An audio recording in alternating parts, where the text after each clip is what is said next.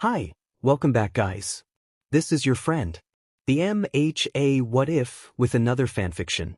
This is the first part of What If Deku and Bakugou Met After 5 Years. All credits for this video go to their respective authors, so please support the real author.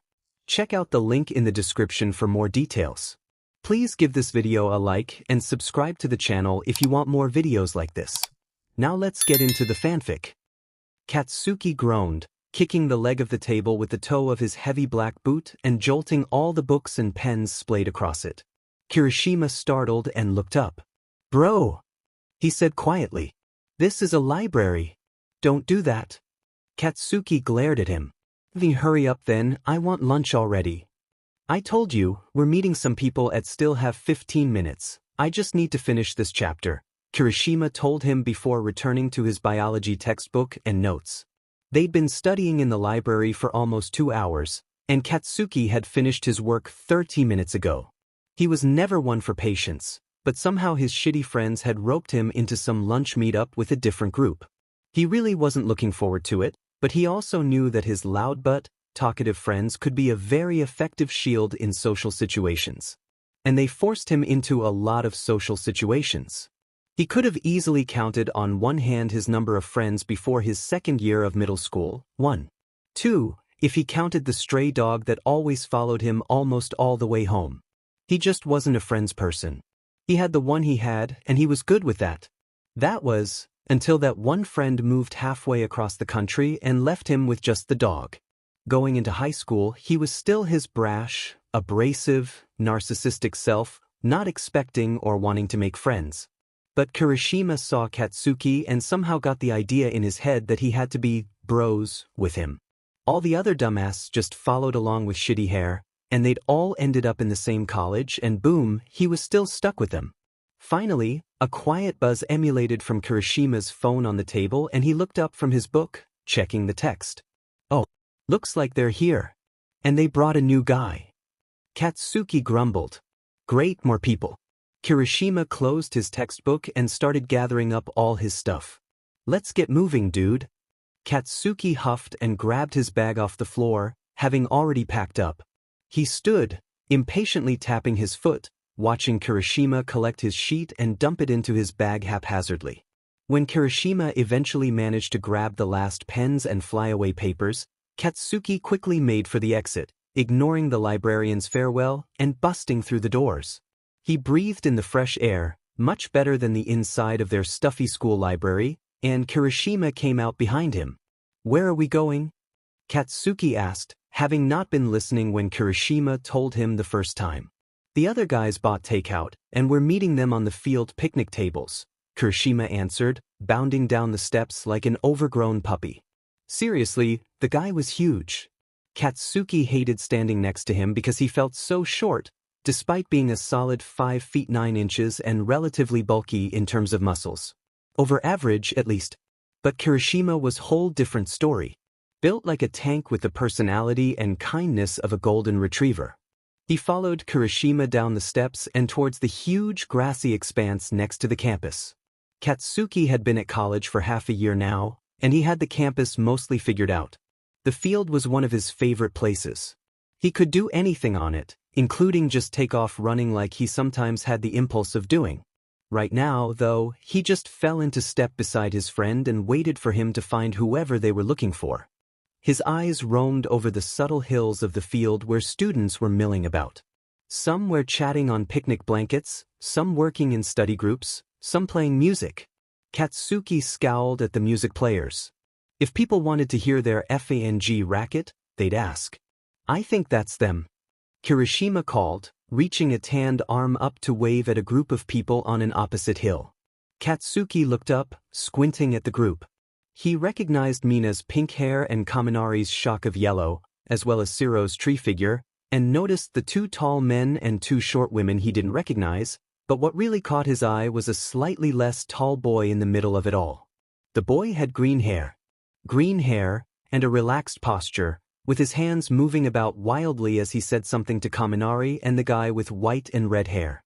No, there was no fing way. As the other group came closer, Katsuki slowly realized that, yes, there was a fing way. Because somehow, Deku himself was standing on the grass at Katsuki's school, 10 feet in front of him for the first time in 5 years.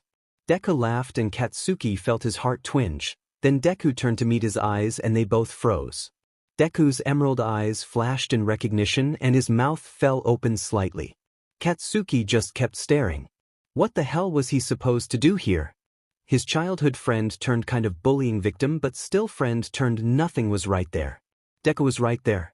Why was Deku right there? But he also wasn't quite sure this was Deku.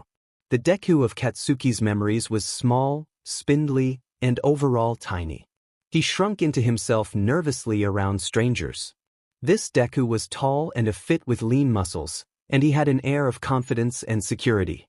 But he still had the same dumb freckles everywhere, and the same dumb bright eyes, and the same wild forest hair that looked like he'd walked through a windstorm every morning. Suddenly, there was a glint in Deku's eye that Katsuki recognized from all those years ago, and both boys' body language went tense. Katsuki dropped his book bag off his shoulder, brought up his hands ever so slightly and, in a flash of green and blonde, they lunged at each other and started their familiar struggle to wrestle the other to the ground. Deku's hand caught Katsuki's left hook and he swung up to try and land a hit on Katsuki's stomach, but Katsuki wasn't planning on exchanging punches this time. He threw himself into Deku with all his weight, sending them both toppling to the ground. Deku yelped and kicked up at Katsuki's chest, and Katsuki nearly laughed when he saw the customary red high tops. He couldn't believe Deku was still wearing those. The red shoe connected with his chest and made him fly sideways onto his back, just barely grabbing Deku's shirt collar.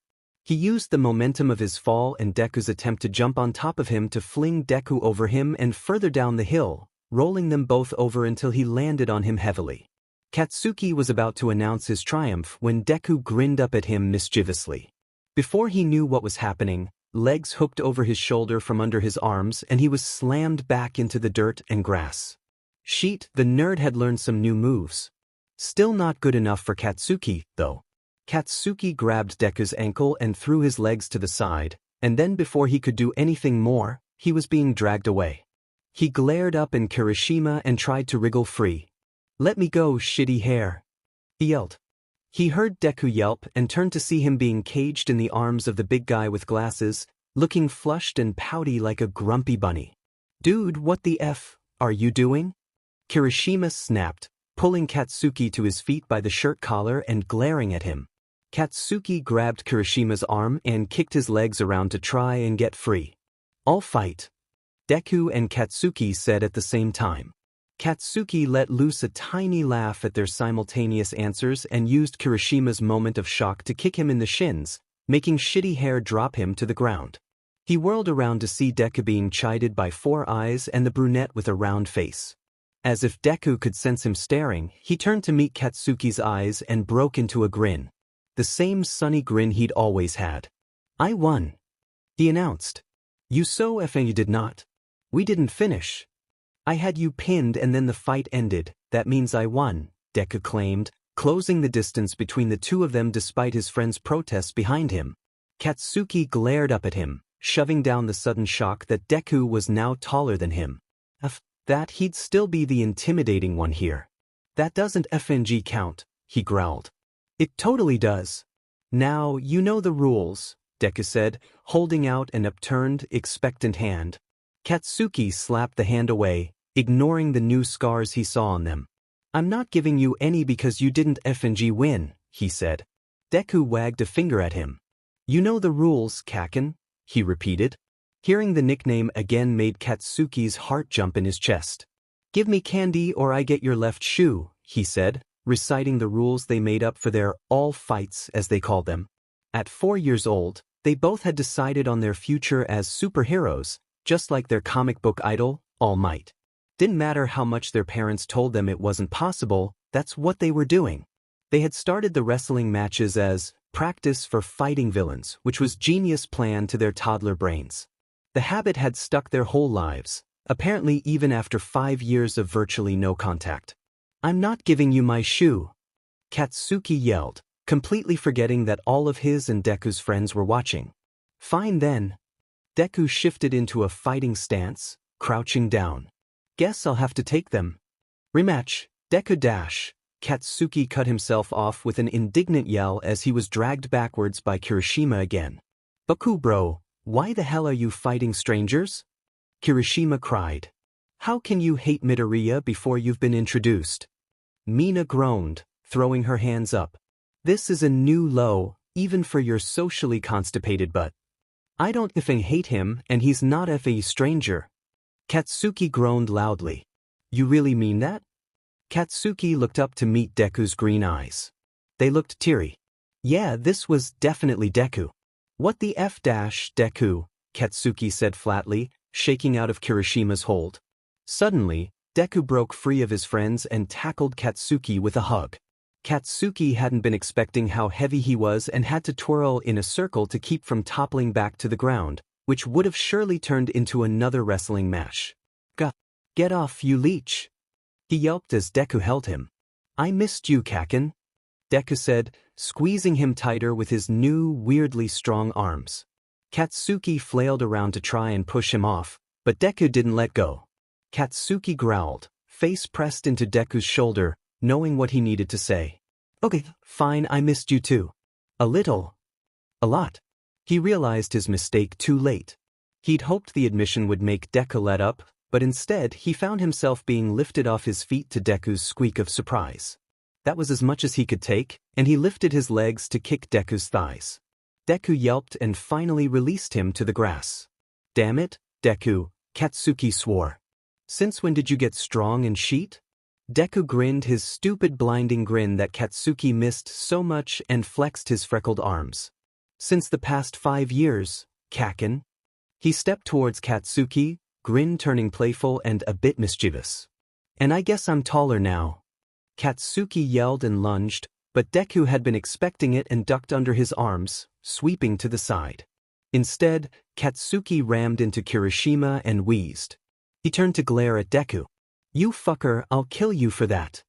I can't control my height. Yo, dudes, Kaminari cut in, holding a hand out. Can we back up maybe 5 or more steps here? You two know each other? Obviously, dumbass, Katsuki snarled as Deku said, yeah.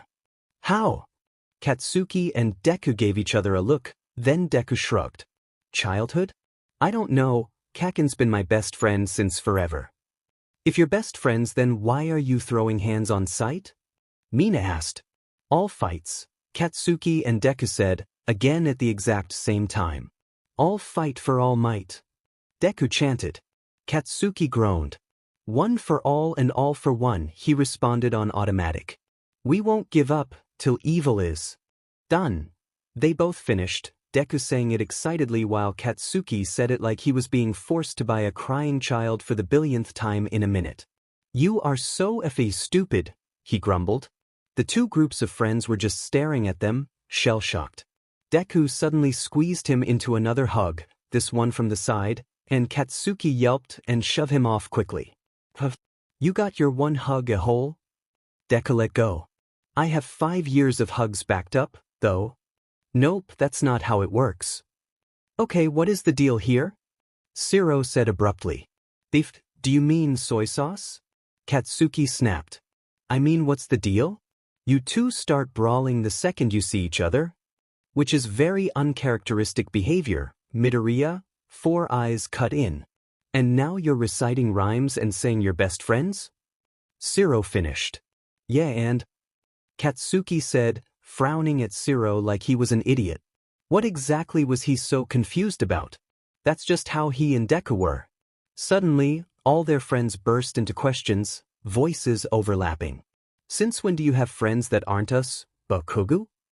Why'd you never mention him? What is all fight? Why did you want his shoe? Why would you assault your friends? What's up with Deku and Kaken? Why do you dash? Ugh. Katsuki groaned at full volume, drawing it out. Shut the F up. This is a lot of questions. Deku said, putting his hands out in front of him like his friends were going to attack. Can we just effing eat? Katsuki grumbled. You can ask us questions as we eat. Deku suggested. No, Katsuki corrected. They can ask you questions. I'm not effing dealing with that. Fine then, Kaken. I guess I'll just tell them all about the time Auntie said you couldn't keep Missy and you cried the whole day. Katsuki's eyes went wide and he kicked Deku's leg. I didn't cry that much. And I was 6. All of Katsuki's friends had started laughing. Missy? Mina choked out. Missy was a stray dog who lived by our school. Deku explained. Kaken named her. He named a stray dog Missy? Kaminari laughed incredulously. Full name missile launcher, of course. Katsuki's friends cackled even harder, and Katsuki growled and lunged at Deku. Deku met him head-on, grabbing his hands and pushing back against him. Before they could go further, Kirishima and Four Eyes were dragging them apart again. Stop doing that, he yelled. Then stop attacking each other. Kirishima responded. Midoriya, what has gotten into you? Four Eyes said, chopping his arm up and down like a malfunctioning robot. It's just Kaken. Deku said, like that explained everything. It should, at least Katsuki thought so. Does Kaken make you feel sick or something, Midoriya? The tall guy with half-white, half-red hair said, frowning. Don't call me that, you Canadian flag a-hole. Katsuki snapped. The guy looked up with slightly wider eyes. Am I the Canadian flag a-hole? He asked, voice monotone. Was he messing with him? Obviously, idiot. Why can I not call you Kaken? It is what Midoriya calls you, yes. Yeah, and it's what only Deku calls me, Katsuki growled, feeling his old rage bubbling back up. It would be Bakugou to you. Or you could just not ever speak to me, half and half be. The boy's expression didn't change one bit. You have creative nicknames, Bakugou. And you are very aggressive. Katsuki huffed and stomped towards him. You have a FNG problem, half-see? Deku stopped him with a hand on his chest. Kaken, wait. Please don't get into fights with my friends. My name is Todoroki Shoto, half and half said, bowing slightly. Okay, this guy had to be messing with him. And I don't effing care, Katsuki retorted. Kaken, Deku whined, giving him a look. You are not making a good impression here. Teach, who cares about your shitty extras? Or my shitty extras, for that matter. Ah, they're your extras? Kaken, you have friends. Deku poked his head around Katsuki to look at the dumbass squad behind him. How'd you manage that? Hard work and perseverance, Kirishima announced, pumping his fist. And a very long time. Mina added. Shut the F up, all of you, Katsuki interrupted, making his friends laugh. Katsuki tensed up, about to yell, then let out all the anger with a long huff and counting to 10 like the school therapist had taught him. He turned back to Deku's friends. You people brought food, right? Deku gave him a questioning look, then smiled. He returned the smile with a small glare and huffed growl. Yeah, we did. Deku answered. Great, Katsuki deadpanned, turning to grab his bag off the ground and then sitting down. Deku smiled and hopped over to sit next to him, then waved all their friends over. They looked cautious and confused, and Katsuki performed a mocking version of Deku's smile and wave. Finally, all 10 people were sitting on the grass in a circle, and Round Cheeks and the girl that made Katsuki think of a frog were taking food boxes out of their bags. Hey, we should all be formally introduced, first, Kirishima said from his spot next to Katsuki. Oh yeah. Deku agreed from Katsuki's other side. Wonderful, he was trapped between the sunshine extroverts. It meant he'd have to talk less. Okay, well my name is Midoriya Izuku. Nice to meet you all. Katsuki friends tittered their greetings and pleasantries, Akatsuki just stayed quiet. There was a poke on his shoulder, and he turned to see Deku watching him expectantly. He huffed. Bakugou Katsuki. Deku kept staring. Nice to meet you or whatever. He rolled his eyes when Deku smiled. He tried to make himself care about the others' names.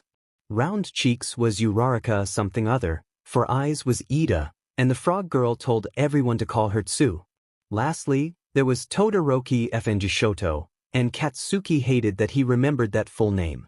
He tuned out when they started talking about majors and things, instead trying to keep himself in check, impatient for food. He also couldn't stop thinking about Deku next to him.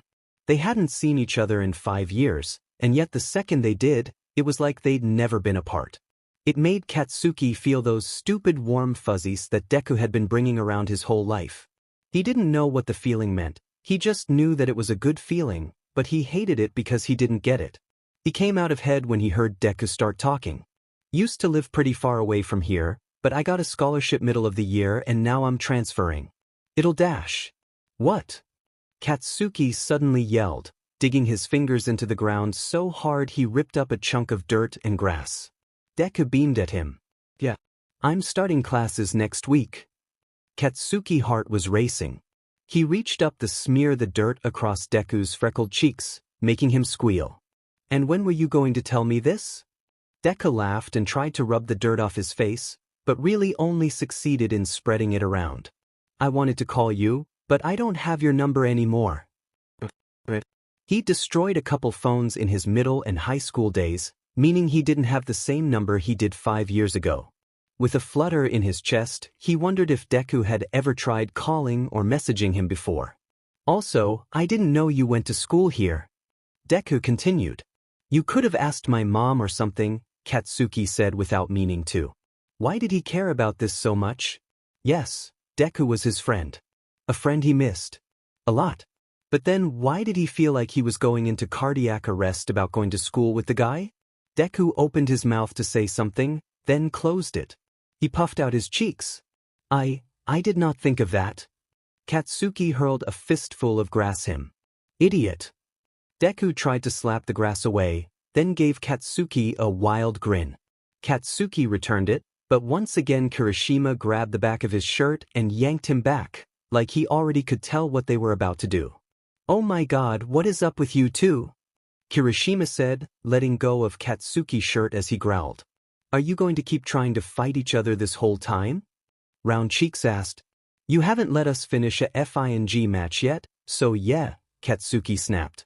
Round Cheeks gave him a confused frown. Actually, I won, but Kaken won't admit it, so we have to keep going, Deku said with a cocky smile. Katsuki punched his shoulder, bumping him into Frog Girl next to him. You did not win, shitty nerd. I did, and you owe me candy or a shoe already. A shoe? Todoroki asked, frowning slightly. Every motion on the guy's face was slight. He was practically expressionless. That's the rule, Deku explained. Loser of the all fight has to give winner candy within 5 minutes, or else the winner can throw their left shoe in the river. Katsuki's friends started laughing behind him. Katsuki groaned and threw another chunk of dirt at Deku, hitting him square in the mouth. Deku coughed and spat grass out of his mouth, wiping it off his tongue with a disgusted look. Kaken! That's playing dirty. Katsuki couldn't hold back a snort of laughter at the unintentional pun, and Deku giggled. The sound made his heart squeeze again. What kind of rules are those? Kaminari cackled, halfway around the circle from Katsuki. The kind of rules a 4-year-old makes up, dunce face, Katsuki growled. Zero laughed loudly. So, you're saying Bakugou has to give Midoriya candy or his shoe or you won't stop fighting? That, or we have to continue our match and one of us wins for sure, Deku said. As much as Katsuki wanted to keep wrestling with Deku like they were kids again, he also really wanted to eat. And his heart was so beating fast at the sound of Deku giggling that he wasn't sure he'd win anyways. Not that he would ever say that out loud. Because of this, he groaned loudly, untied his left boot, took it off, and threw it Deku. Deku barely caught the heavy thing with a small oof as it connected with his chest. He held up the boot like a trophy, making his dumb curls bounce around and his eyes shine as he grinned. He admits defeat. Like hell I do, I just want to eat already, Katsuki growled. He took off his other boot for good measure and shifted into a cross-legged position, glaring as his friends laughed. Deku, if you throw that in a river, I'll kill you, he warned. Deku smiled and set the boot down next to him. I don't even think there's a river near here. So, are you done trying to jump each other? Round Cheeks asked. For now, Deku and Katsuki answered in sync. Katsuki scowled at him as Deku smiled and laughed some more. Gingen shitty nerd, Katsuki grumbled with a hint of affection. Can we effing eat now or am I gonna have to leave for my own sheet? There is no need for that kind of language. Four Eyes cut in, chopping his hand up and down. Katsuki scowled at him. I talk how I want. Kaken's always been a potty mouth. Katsuki raised an eyebrow and snorted. What are we, Angie 5? Potty mouth? Deku moved towards him and Four Eyes jolted to attention, probably thinking it was another attack. But Katsuki knew better and leaned back to let Deku flop down face up into his lap, smiling up at him. His green hair fell back, splaying out over Katsuki's legs. Katsuki flicked his exposed forehead, making him laugh and stick his tongue out. Why did his stomach feel all fluttery? What the hell? He heard Kaminari murmur under his breath. Katsuki growled at him, but for some reason didn't snap back. Something in the back of his mind told him it was because Deku was there, but he ignored the thought. Okay, well, if you two are done with whatever you were doing, let's eat. Round Cheeks said, clapping her hands together and starting to open the takeout boxes. Yes, and then you are telling us all about this whole situation, Mina said, putting her hands out towards the two of them and waving them around to make her point. I'd call it friendship? Deku said, trying to look at her but keeping his head in Katsuki's lap. Katsuki just rolled his eyes and grabbed the spiciest thing he could find in the spread of food. Mina looked them up and down. Yes, friendship, let's elaborate on that. I'll try my best, Deku said, all bright and cheery. For the next 2 hours, Katsuki just sat back and listened to Deku talk animatedly about every little thing with their friends, only cutting in to add his perspective on certain stories or stop the nerd from mumbling. Deku eventually sat up from his lap to eat, but didn't move more than an inch away from him. On multiple occasions he had to use his Deku senses to block an excited hand from hitting him in the nose, and after the 5th time he stuck his socked foot over Deku's face as retribution. Eventually, it hit the time where Katsuki had to get going to his later classes, as well as some of the other people in their group, so they packed up their stuff to go. Here you go, Kaken, Deku called before tossing his boots at him, which was unnecessary, seeing as they were sitting right next to each other. Katsuki snatched them out of the air and shoved them on, then put a hand on Deku's head to push himself up to his feet. Deku laughed and swatted his hand away, then grabbed onto his elbow. Katsuki couldn't tell if Deku was trying to stand or pull Katsuki down again, but he didn't let himself fall and Deku soon jumped up next to him. Then, with all the courage of a crazy man, Deku lifted a hand and shoved it down into Katsuki's spiky blonde hair, ruffling it around and bringing attention to their height difference. Katsuki kicked him in the shins, growling, but Deku just jumped away and laughed. Oh hey! Deku said before Katsuki could tackle him. He pulled a yellow phone out of his pocket, and Katsuki could immediately tell it had an all-mic case. Deku held the phone out to him. Here, give me your number so I can have it again. Katsuki grabbed the phone and saw that it was open to a contact by the name of Kaken, with his old phone number typed out below. He scowled. Why do I get a frowny face? Deku startled, then rubbed the back of his neck sheepishly. Oh well, I texted you a bunch after I left but you never responded, so… Katsuki's heart hurt to think that he could have been in contact with Deku all this time. I was so sad that you left I smashed my phone, and the hag didn't let me get a new one for a year, he explained.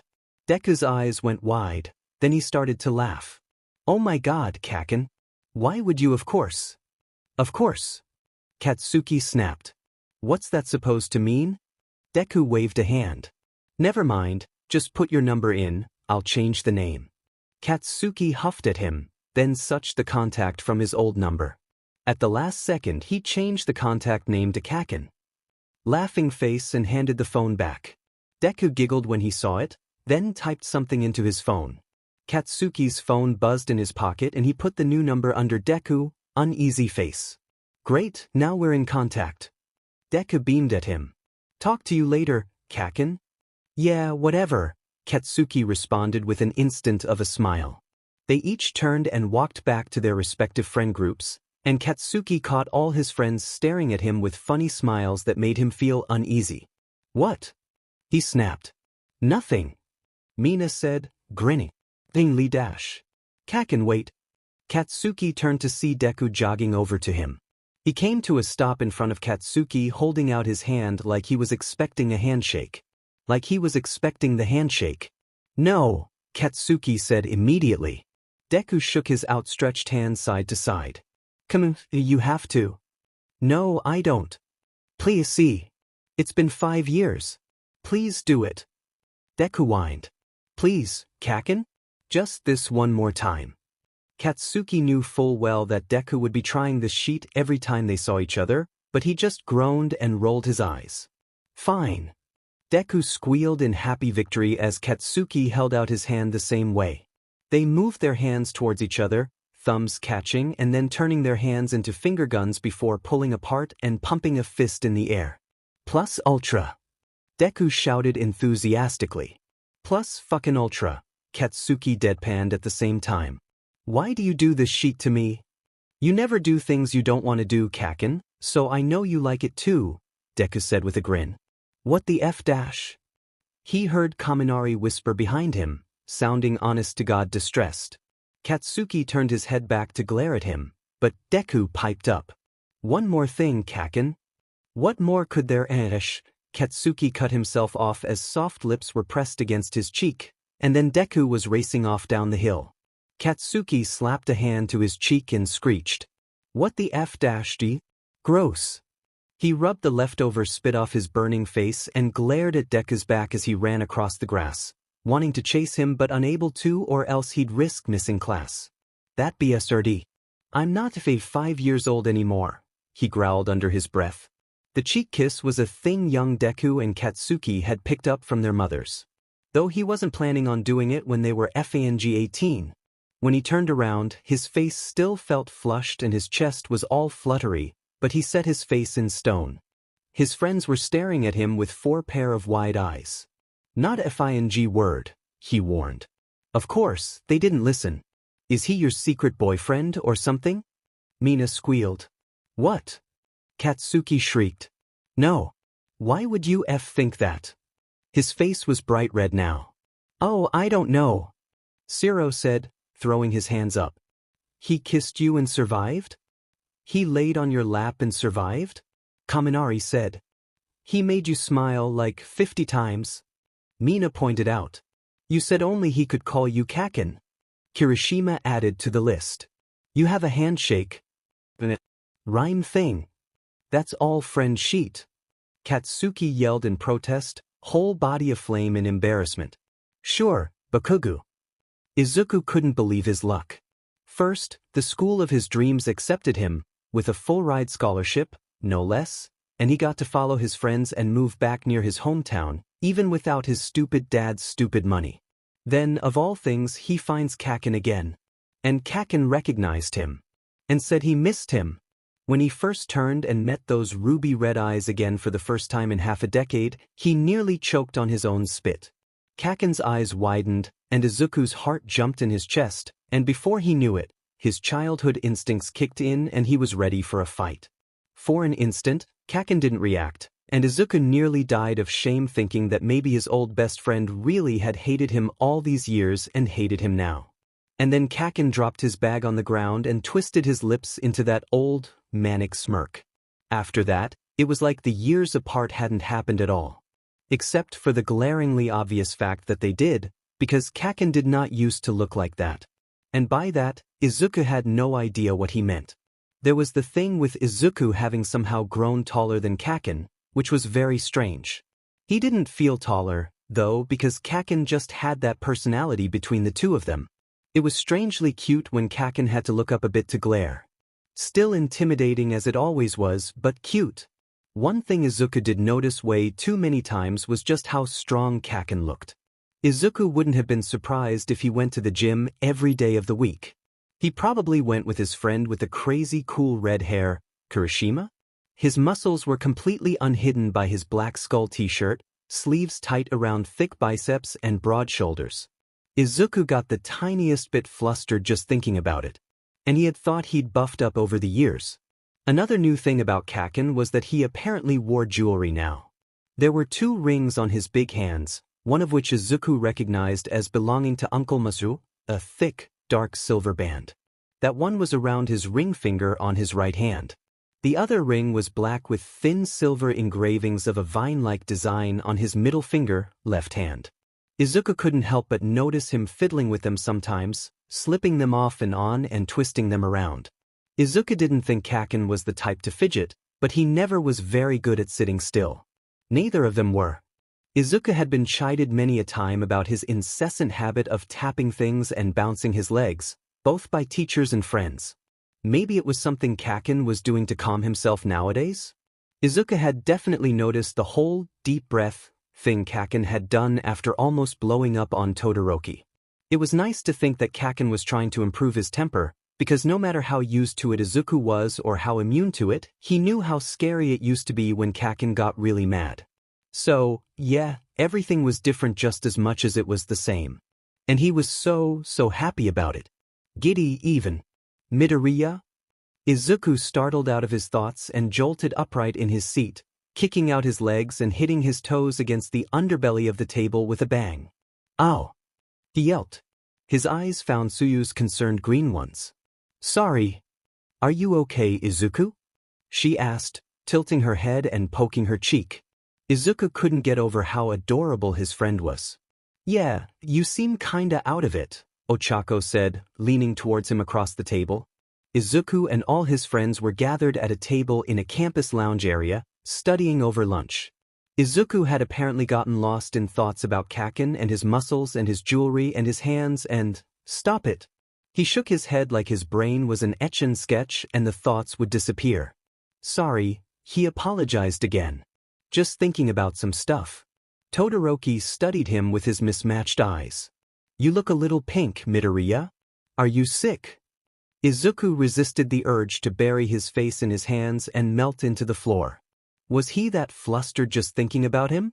Maybe this childhood crush was not as far in the past as he thought it was. No, I'm okay. Thanks, Todoroki. Then what is distracting you from your studies? And you've hardly eaten your lunch. Ida told him, gesturing to his untouched bowl of curry. Curry, which was Kaken's favorite and maybe, no.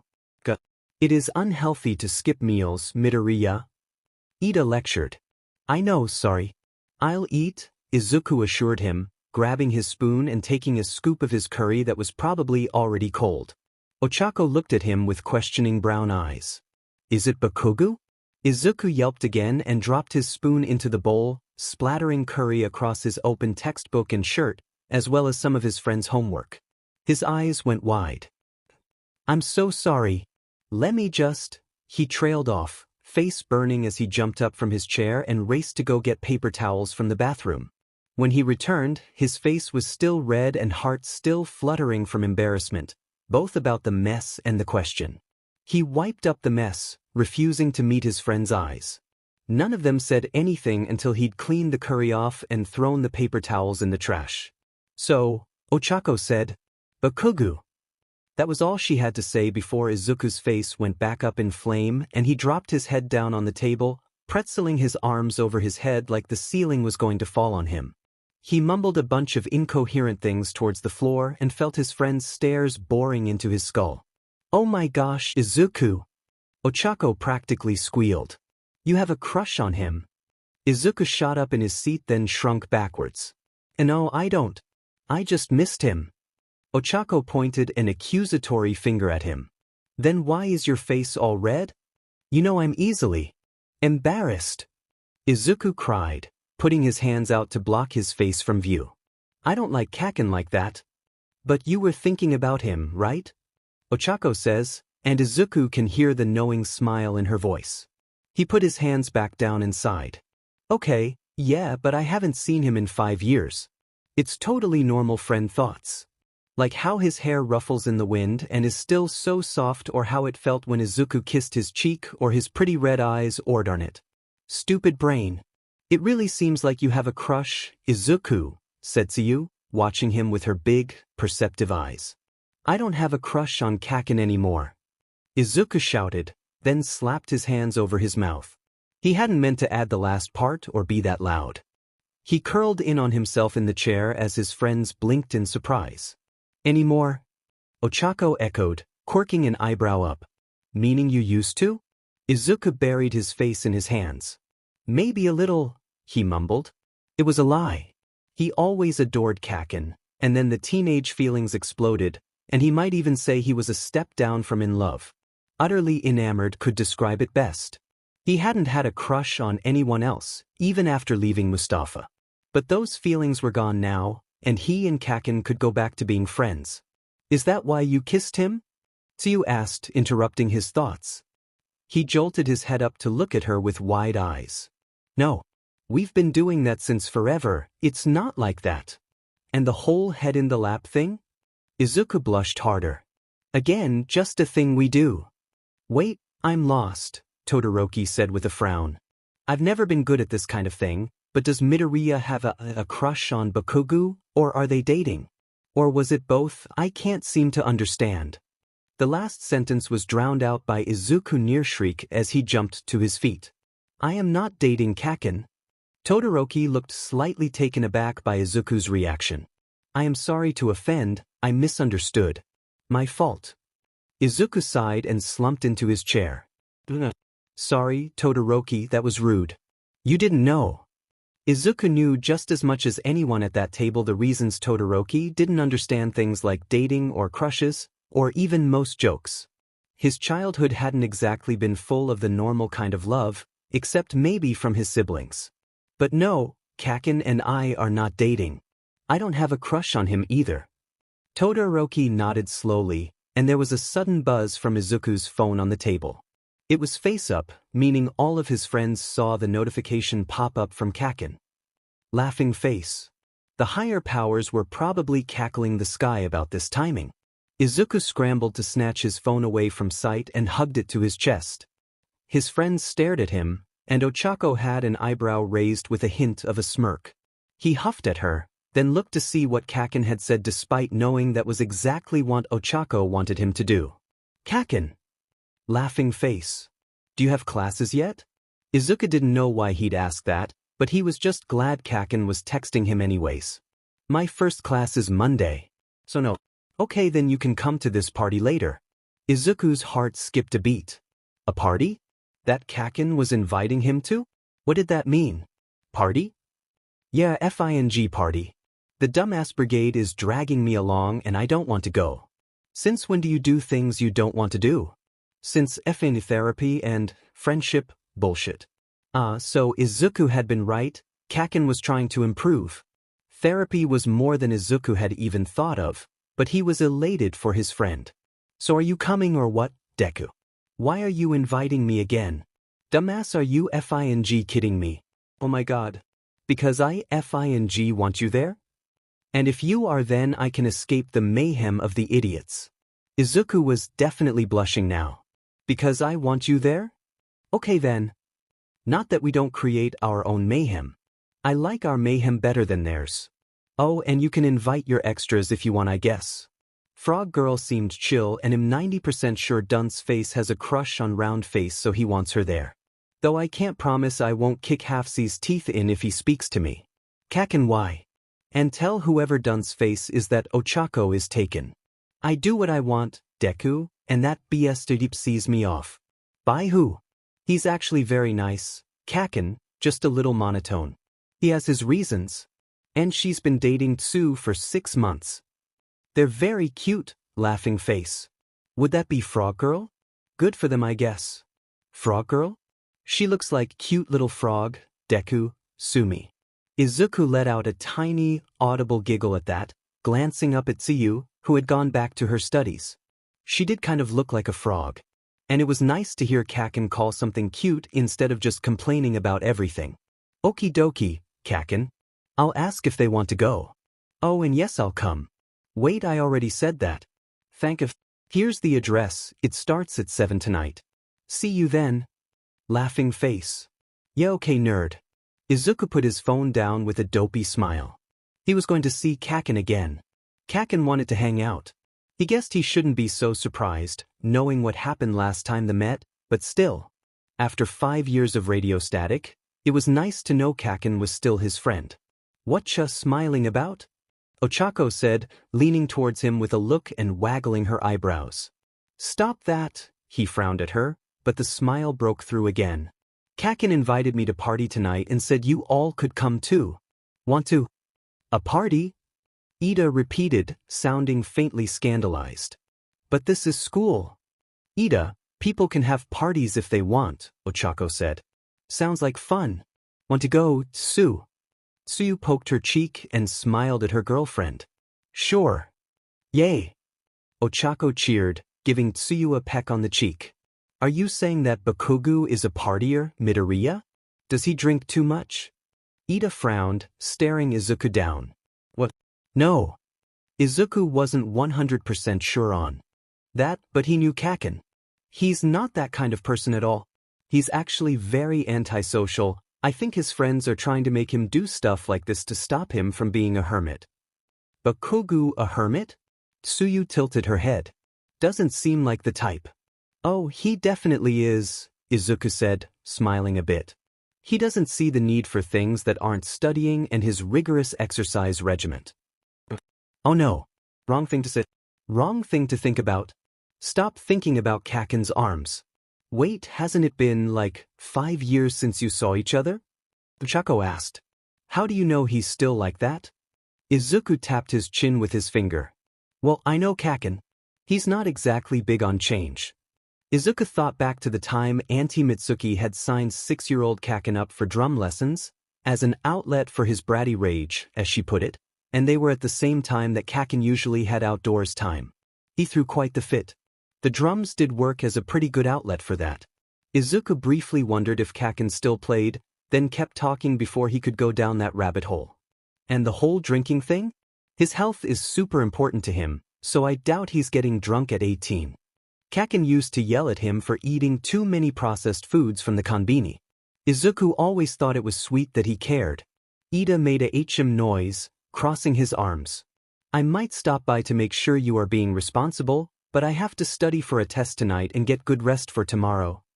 Ida, Ochako whined, it's Friday. You can stay up a little later. I said I might stop by, Ida concluded.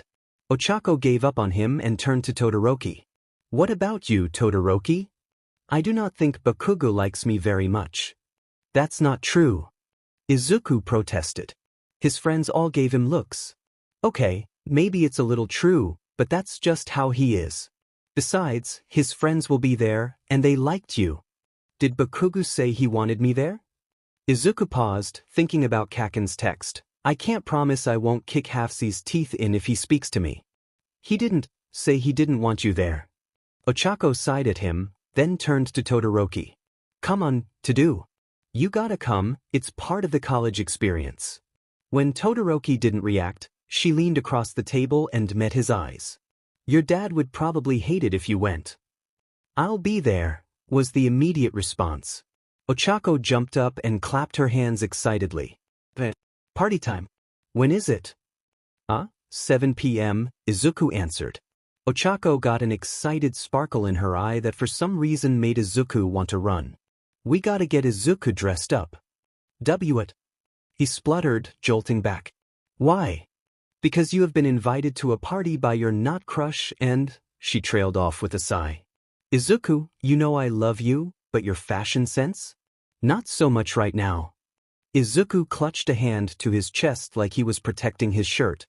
It was a green one that said, suit and tie, on the front. What's wrong with my clothes? Nothing. Except that you're not getting a man like that, Ochako said with a grin. I'm not looking for a man. Izuku squawked.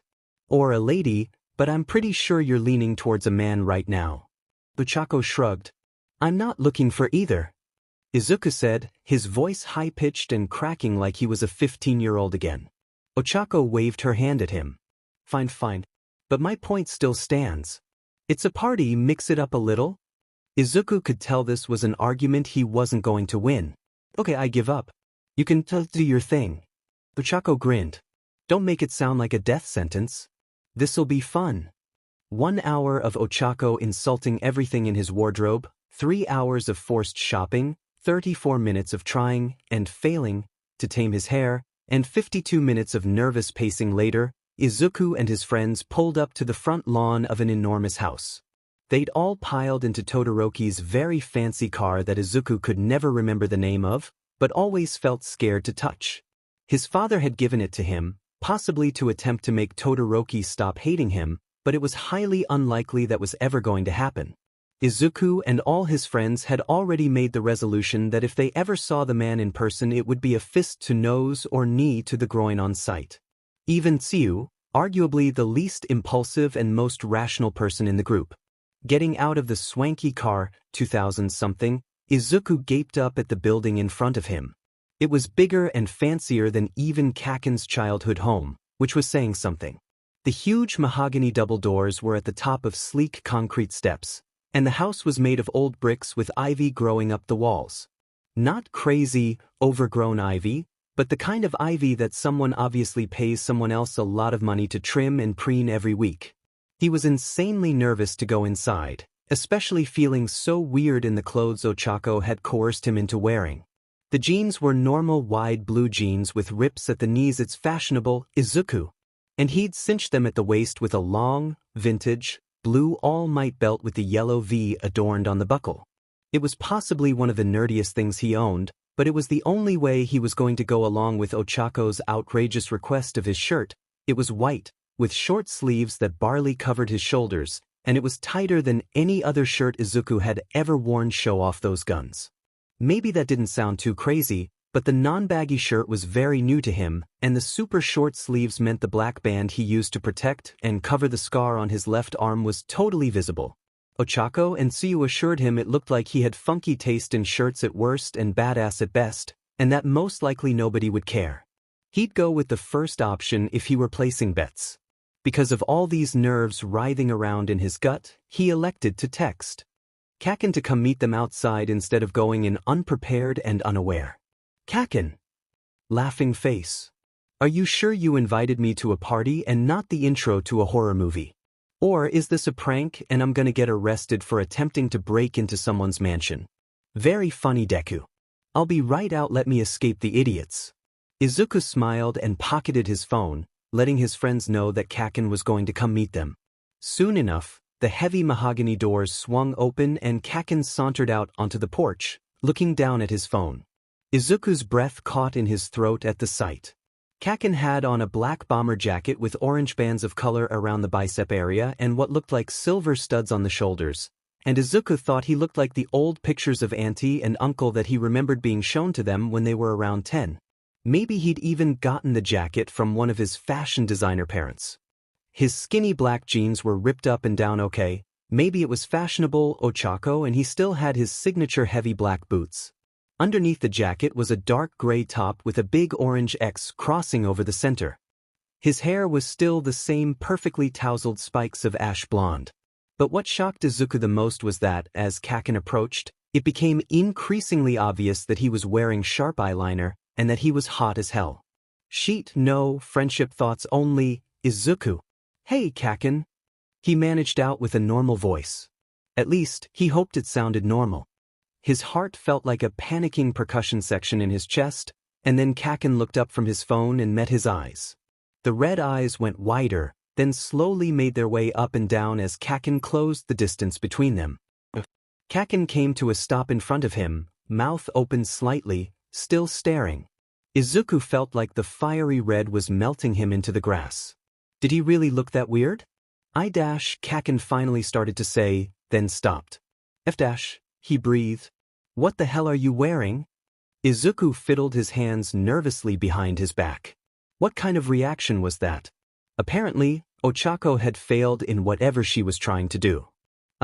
Well, Izuku stuttered. Ochako told me I wasn't allowed to be dressed like I normally do because this is a real college party, or something, he said, making air quotes around real college party.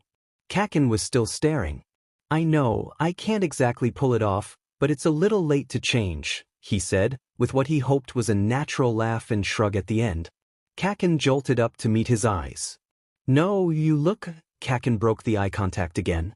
He was acting very strange. Suddenly, Kaken squinted at his waist.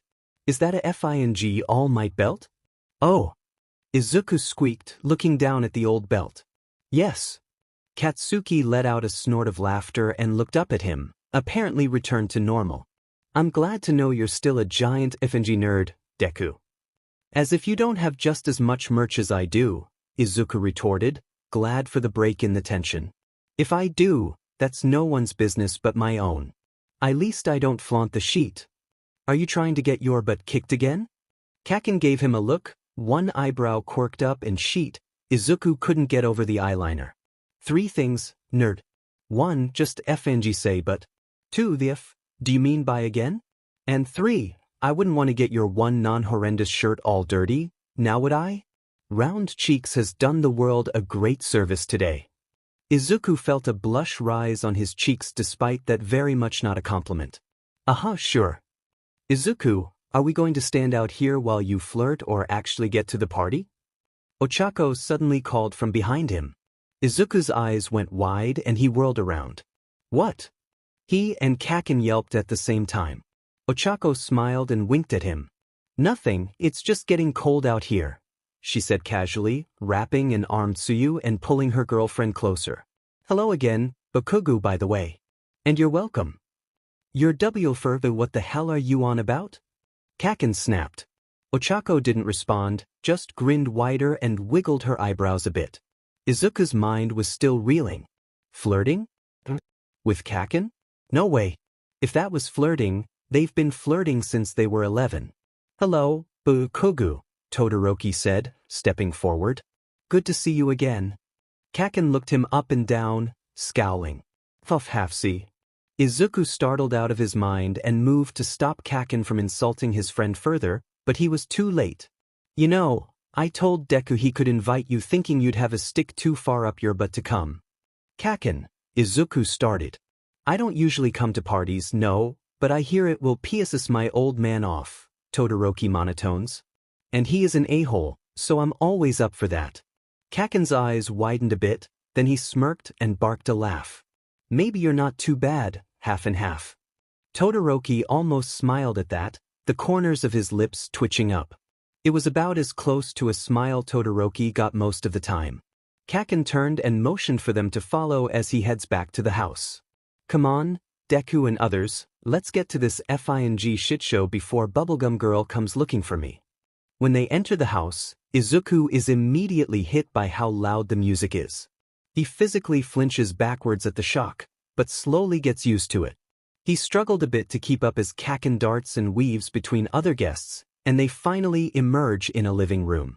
There are people lounging everywhere, drinking from plastic cups and eating food and talking. He easily spots Ishido's bright pink hair next to Kaminari's bright yellow and Kirishima's bright red. Man, Kaken had some colorful friends. With colorful personalities too. Hey there, cuties. Ishido called, waving her hand way up in the air from her perch on the back of the couch. Glad you made it. Hi, Mina. Ochako chirps, leaning in to give her friend a one-armed side hug. Ochako and Ishido share a class or two and were the whole reason Izuku was able to reconnect with Kaken.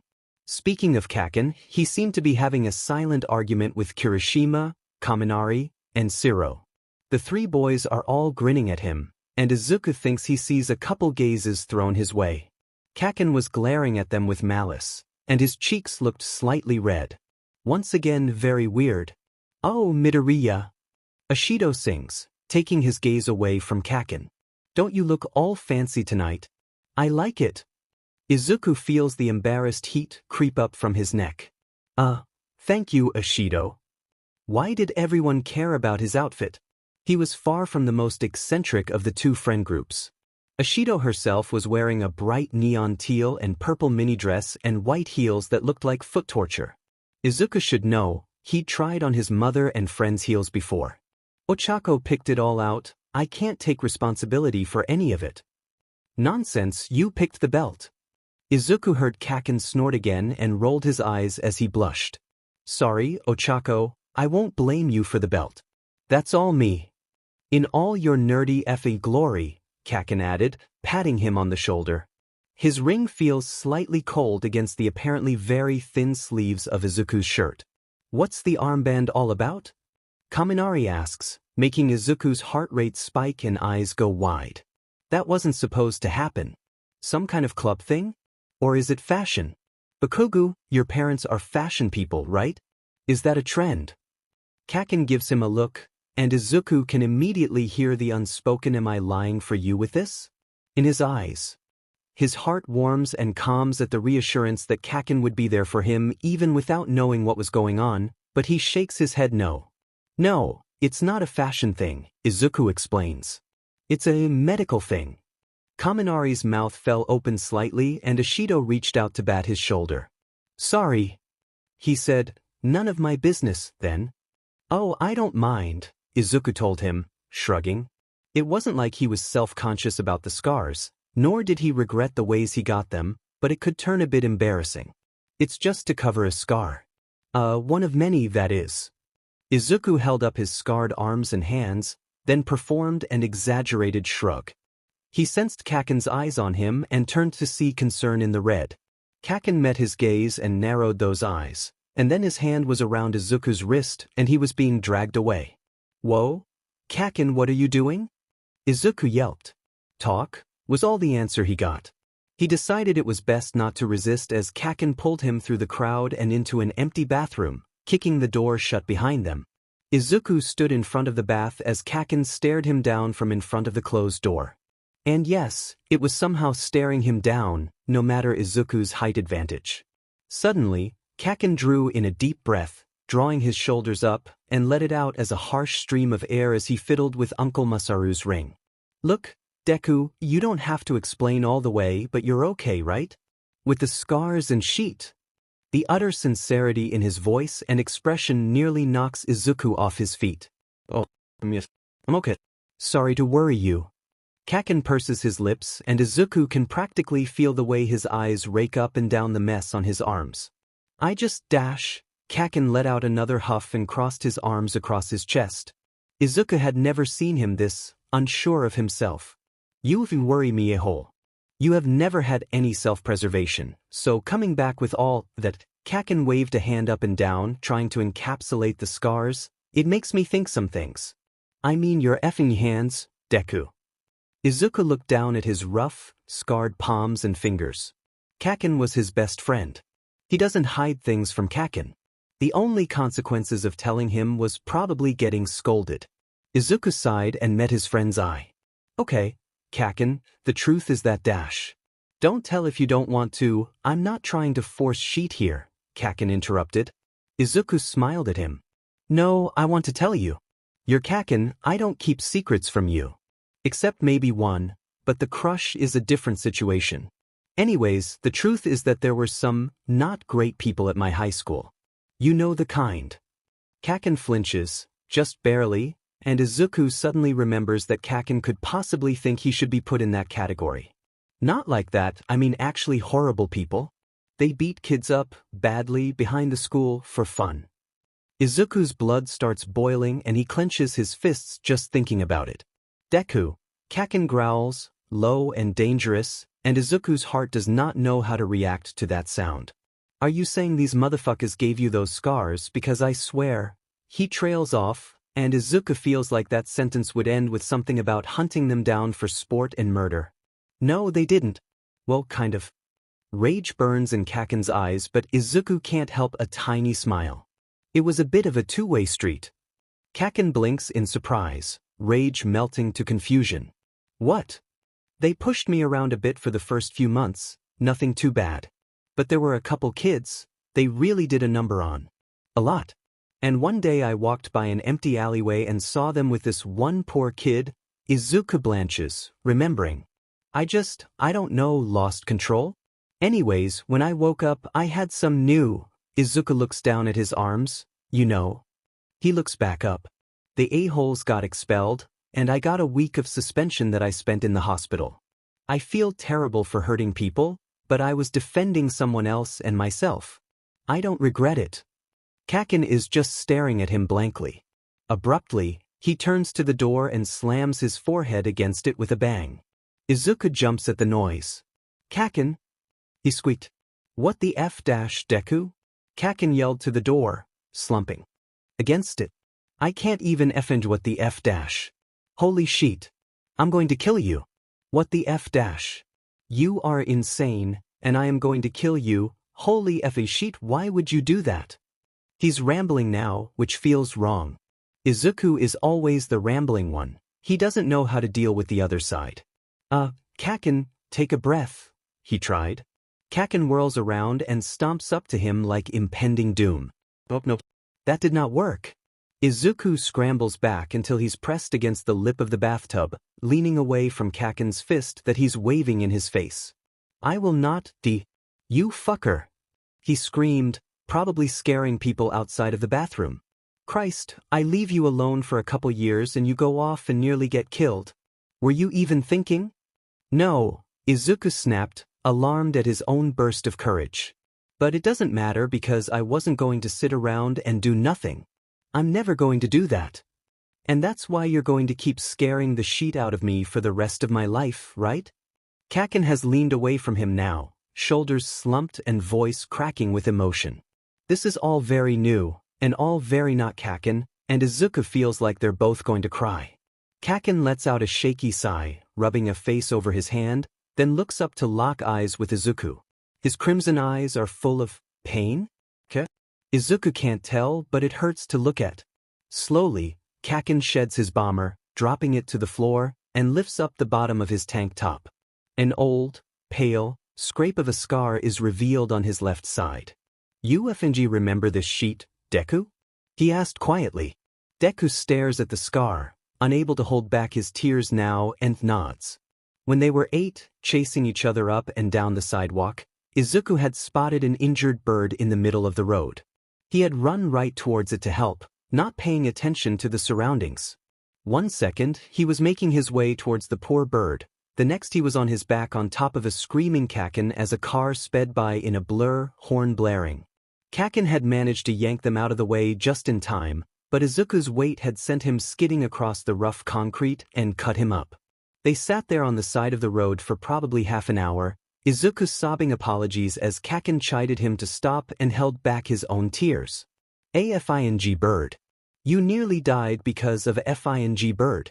Because for some reason you were born caring about every little thing on the entire goddamn earth. Kaken took in a shaky breath. And to the people who care about you, it is the scariest FING sheet in the world, because you care for everything but your DMN self. So you telling me that sheet? I have 2 things to say to you. Kaken glared up at him. You, and I am never letting you leave again. Izuku felt like the ground under him collapsed into a mudslide, and he burst into sobs, throwing himself at Kaken and gripping him tightly. After a moment, Kaken hugged him back, for real, for the first time since they were 5. It made Izuku sob even harder. Goddamn self-sacrificial a-hole, Kaken mumbled into his shirt. You are so effing lucky I've been to therapy for so long or you would be dead meat right now. Izuku hiccups another sob mixed with a laugh and squeezes Kaken tighter. I'm sorry, Kaken, he whispered. The hands on his back clench, gathering his shirt in fists. Don't say that, idiot. You don't have anything to be effing sorry for, just keep your head in the future, okay? Okay, Izuku sniffles as they both pull away. He presses their foreheads like Kaken used to do whenever he cried, breathing in a deep, cool breath of caramel mixed with sticky sugar. It's the smell of Kaken, and he didn't realize how much he missed it until now. Without thinking, he made a little happy hum. What? Kaken asked, noticing the noise. Oh, Izuku said, cheeks feeling warm. Well, you smell like burnt sugar and kind of candy maybe, and you always used to smell like that and it's a really nice smell. I guess I just missed it? Wait, no, that's a really weird thing to say. I don't, smell you all the time. That's creepy, and oh man, I really shouldn't have brought this up. Izuku was quickly becoming flustered by all the words coming out of his mouth and the weight of the conversation they just had and the fact that they're still so close and he's starting to overheat. He felt a pinch on his cheek, making him blink in surprise. Shut up, it's fine, Kaken said, standing upright and brining their foreheads apart. He looks slightly to the right of Izuku's eyes. You, smell good too, I guess. Like mint. It's obnoxious as f-. Izuku's heart goes right back to fluttering around in his chest. Oh. Cool. Kaken still doesn't meet his eyes, almost like he's embarrassed. Since when does Kaken get embarrassed? I like your eyeliner, Izuku suddenly blurts. He is on fire. He has to be on literal fire from how much his face is burning. Kaken's eyes went a little wide, then he finally made eye contact again with a hint of his snarky grin. Thanks, Mina forced it upon me one day in second year and I looked badass as F-, so I kept doing it. Now that was the cocky, confident Kaken Izuku knew and was used to. You look badass all the time, Kaken, Izuku told him. Hell yeah, I do. Kaken was now grinning his full smug smile, though his cheeks looked a little pink. We should probably go back to the party, right? Kaken looked almost disappointed as he leaned down to grab his bomber jacket and tie it around his waist. Yeah, those fuckers might start getting ideas. He turned to open the door. What kind of ideas? Izuku asked as they entered the mostly empty hall. Well, they could always start drinking too much and do some stupid shit that causes injury to destruction of property, Kaken said, making his way towards the room they left their friends in. Which has happened before. Because, as I said, idiots. Izuku chuckled a bit at that and they finally made it to the living room. Their friends all turned to look at them. Or, Kaken continued, they could do the stupid shit they're about to do. What is in it though? Izuku had to fight of the instinct to run when he saw Ochako's grin, or the looks Kaken was getting from his four friends. So, Ashido sing-songed, swaying back and forth from her perch on the couch. Where did you boys run off to for so long? There was an undeniable air to her voice that suggested she had very specific, very incorrect ideas of what they had done. Do anything interesting? Ochako added, smiling. Izuku couldn't believe this. Ochako was his best friend. How could she not tell that he had literally come back from sobbing in the bathroom? He knew for a fact he looked very messy after crying, though maybe they were assuming that was because of something else. He couldn't even think that whole thought without fainting. Kaken growled beside him, making his heart jump. Shut the F up, he snapped. Suddenly, Tsuyu was in front of Izuku, speaking quietly. Are you okay, Izuku? Do you need to leave? Of course, Tsuyu always knew when something was up. She glanced over at Kaken, who was still glaring at his friends, then back to Izuku. Izuku's eyes went wide and he quickly shook his hands in front of himself. Oh no. No, it wasn't like that, or like that, Izuku assured her, not really sure what he meant by the second part. Thank you for asking though. Kaken and I just talked about something. He smiled at her softly. Tsuyu was such a wonderful friend, he was lucky to have her. All good. Really good. She tilted her head, then smiled back and nodded. Okay, I'm glad to hear that. What the hell are you implying, sheet face? Izuku heard Kaken snarl, leering over his friends on the couch. Excuse me, he told Tsuyu, before making his way to Kaken's side to pull him back before he killed a friend. Kaken was extra grumpy and full of rage after he went through something emotional. Sometimes while he went through something emotional. We weren't implying anything. Siro said, holding up his hands to show his innocence, though his smile said differently. And dog food tastes like Skittles. Izuku and Kaken deadpanned at the same time. They both started and gave each other a look, then Izuku burst out laughing for no particular reason. And then he heard a familiar, long-lost giggle beside him and nearly fell over. Kaken was laughing for real. His real laugh that he'd been hiding since kindergarten. His light, airy giggle that sometimes dissolved into a snort, or even a squeal if he was really in it. Izuku's heart stopped beating for a second at the sound, and then he looked over and his world came to a screeching halt. He forgot how to breathe. Kaken had his eyes closed, his mouth an open grin to show off his teeth and natural smile, his hair messy and falling over his face as his nose and corners of his eyes crinkled up with the laughter. Everything was in slow motion, and then suddenly it wasn't, and Kaken clapped a hand over his shoulder and shoved him back a little, not letting go as the world came crashing back into a view in a blur around him. Kaken was the only thing Izuku could clearly see. I can't believe you effing remember that. He laughed, opening his ruby-red eyes again, still smiling his real smile. Izuku felt giddy. Of course I remember. When they were young, an older cousin of Kaken's had convinced that the food they fed their family dog tasted exactly like, well, Skittles. They tried it, and after Kaken had raged and tackled his cousin to the ground as Izuku cried and chugged water in the background, They were let in on the family tradition Izuku as an honorary Bakugou. It was, of course, a tradition from Auntie's side of the family. It had also become a bit of an inside joke, a way to call bullshit on somebody. Apparently, both him and Kaken had kept using it over the years. Midoriya, Kirishima said abruptly from his seat, eyes wide as he sat up and leaned towards them over the back of the couch with an open-mouthed smile. Do that again. Do what? Izuku asked, confused. I don't know what you did, just do it again. What the F, are you saying, shitty hair? Kaken snapped. Are you drunk? I didn't think so, but I think I might be hallucinating, so maybe. I need Midoriya to do the thing again to be sure. Yeah, me too, Kaminari said from beside him. Shiro nodded. Same here, Ashido chimed in. All four of them looked something between starstruck, shocked, and amused. What thing? Izuku asked, even more lost. Finally, Kirishima leaned in towards him. Make him laugh again so I'm sure that I heard that right. What? Izuku squeaked, drowned out by Kaken's indignant yell of, what the F dash? He giggled. Ashido squealed, leaning so far back Izuku was worried she would fall. Blasty McDarkness giggled. Shut the F up, you bubblegum-brained idiot. Kaken screeched, face turning red in a way that Izuku found almost endearing. It was a weird thought to have. I will end your F bloodlines. Bakugou giggles. Ashido repeated as her friends laughed beside her. I have known you for so long and I never knew you giggled. It's adorable. Kaken in a huge breath of air, shoulders inching up to his ears, and Izuku panicked. There were other people in here. Kaken could not blow up right now, no matter how cute and flustered he was about his amazing laugh.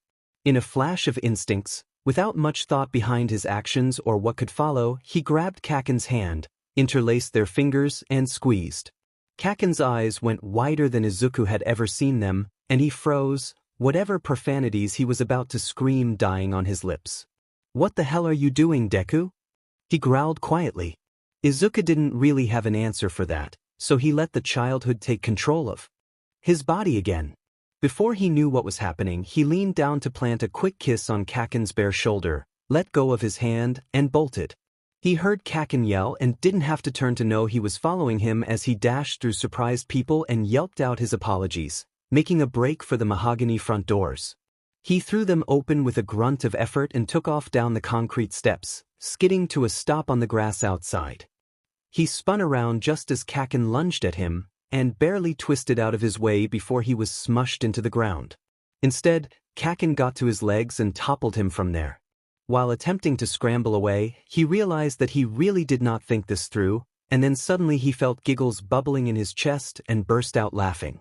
Kaken glared at him, but his lips quirked into the beginnings of a smile. You think this effing funny? He growled, the smile creeping into his voice. Izuku giggled even more. Kinda, he managed, pushing himself up on his feet, still squatting down. Kaken broke into a full grin, a mix between his manic fight smile and his real one, and jumped at him again. He slammed Izuku back into the grass and pinned him with a knee to the chest, but Izuku threw his arms around Kaken's neck and used all his weight to wrench them both sideways. They grappled around on their sides for a second until Kaken managed to get a boot on Izuku's chest and shove him backwards and onto his back, wheezing. Kaken took advantage of his moment to catch his breath and landed on top of him, hands wrapped around his biceps, pressing him to the ground.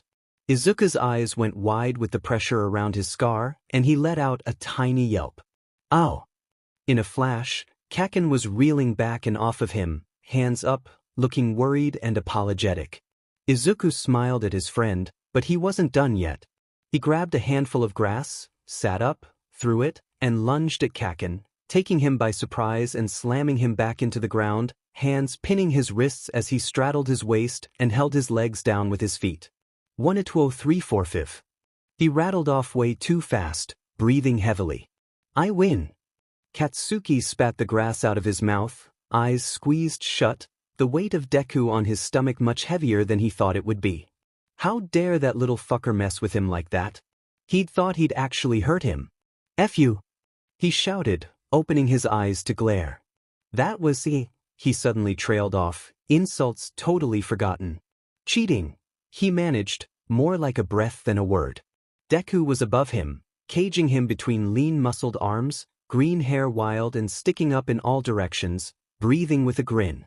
His fitted white shirt was smeared with dirt and grass stains, and part of it had come untucked from his jeans, exposing a triangle of skin above his belt. His freckled face was shining in the moonlight with a light sheen of sweat, and his emerald eyes sparkled. He looked Katsuki couldn't put it into words. Or maybe he didn't want to out of fear of what those words would be. What? Deku breathed, tightening his head a bit so a strand of hair fell in front of his eye. His eyelashes fluttered and he tried to blow it off, crinkling up his nose as he did. Katsuki's heart did a hard rock drum solo in his chest, flopped around like a suffocating fish, and promptly died. He forgot how to breathe. Kaken? Oh no, are you concussed or something? Deku asked, concerned and cute and hot and Deku leaned toward him, squinting at his face like that would let him know if Katsuki had a concussion. Katsuki's face went up in flame and he jolted upright, slamming their foreheads together and knocking Deku back. Kaken! He was still straddling Katsuki's waist, holding a hand on his forehead as he cringed in pain. Katsuki felt a bit of guilt rise in his chest with all the other stupid feelings and he tried to keep himself calm instead of lashing out. He counted down from 10 in his head and took a deep breath. Hey Katsuki, say it. This is a small thing, the therapist said to start small. Just say it. Sorry, he finally managed. Deku's green eyes went wide as dinner plates and his mouth fell open, hand dropping off his head. Oh, he blinked at Katsuki. Katsuki felt more guilt tighten around his heart. Had he really been so bad that a single sorry elicited that reaction? Yes, he had. Then, out of nowhere, Deku broke into a sunny grin. It's okay. Katsuki shook his head slightly to snap himself out of the Deku smile trance. Whatever, he'd sked, cheating a-hole. Deku shrugged and kept smiling. I didn't cheat. Totally fair fight. He held out a hand and made a grabby motion. Now give. Katsuki growled at him. I obviously don't have any effing on me, nerd. Then you have 5 minutes to find some. Izuku, said a voice from behind them, very loudly. They both startled and Deku jumped and scrambled off of Katsuki's lap. Uraraka stalked up to them, hands on her hips. Bakugou, look at what you did, she whined, gesturing to Deku's dirt-stained shirt. There was even a slight boot imprint on his chest. I worked so hard for that. He started it, Katsuki said, sounding like a whiny toddler. I did not. Deku protested. I finished it, though, by winning. Because you cheated. No, I didn't.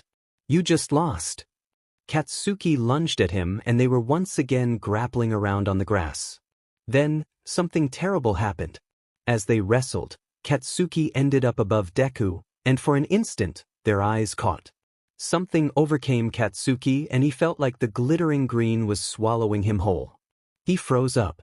Deku was able to flip them both over easily and pin him back down, and suddenly he was in the same position he was in a few minutes ago, staring up, starstruck, at what was probably the most appealing person in the world. Motherfucker. Got you again. Deku laughed, unaware that Katsuki was going through a FING crisis right now. He'd practically let Deku do this again. What the hell was wrong with him? His stomach felt like someone shook up a bunch of butterflies in champagne and let the cork pop. The heat in his neck crept up to his cheeks. He was sweating. How do you breathe? F dash. Is this some form of silent communication or are they just? Kirishima suddenly said, trailing off before he finished. With a start, Katsuki realized he and Deku had just been lying there on the grass, staring at each other. Deku's eyes widened and he jumped off again as Katsuki sat up and scrambled back, glaring at all their friends that had apparently come outside to watch them. Shitty hair. Oh, sorry, did I interrupt something there? Kirishima said with a raised eyebrow and insufferable teasing smirk. Before Katsuki could yell at him, Deku leaned into his side. Your 5 minutes are running out, Kaken. Katsuki's eyes widened at the closeness and the warning, and he jumped to his feet. Wait right here. He took off running back into the house and searched the kitchen for anything candy-like. Finally, he found a bowl with a bunch of mini candies in it and grabbed 2 packs of Skittles with a grin. He ran back outside to find Deku on his feet again and slammed the packs into his scarred hand. "There, have some FNG dog food." Deku stared down at the candy and broke into giggles. The noise sent fizzes through Katsuki's body. "What the hell?" "Thanks, Kaken. Guess you can keep your shoes." He gave Katsuki a look. "For now." He giggled again and tossed Katsuki a Skittles pack before tearing the one he kept open and dumping it into his hand. "Don't tell me you still do that," Katsuki said, laughter creeping up from inside. "Are you saying you don't?" Deku said, not looking up from the Skittles he was sorting into color piles on his scarred palm. Katsuki pursed his lips. He definitely still did, he just never told anybody why.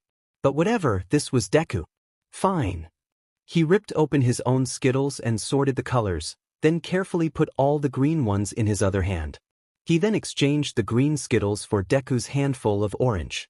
Deku smiled at him, holding out his fistful of candy. Katsuki rolled his eyes and bumped their fists together like they were clinking cups, and then started eating the Skittles. In the middle of chewing, he caught Deku's eye, and suddenly they were both doubled over and giggling. And he hated that he was giggling right now at 18 years old, in front of his friends that he had managed to hide it from for 4 years, but he couldn't stop. Not with Deku around. Even when he heard Kaminari whisper, "He's doing it again," he couldn't stop. Because Deku was back and he was here, and he remembered the dog food and the way they had to eat colored candies and all of it. "Kaken." Deku giggled, making his heart go crazy. "You remembered?" Of course, nerd," Katsuki said, bumping their shoulders. "I never ate a green piece of candy." He leaned over and lowered his voice so their friends wouldn't hear. "I swear on All Might." Deku beamed at him. "No orange stuff here either." It was another childhood rule. If there was ever candy that had green or orange in it, Katsuki always got the orange and Deku got the green.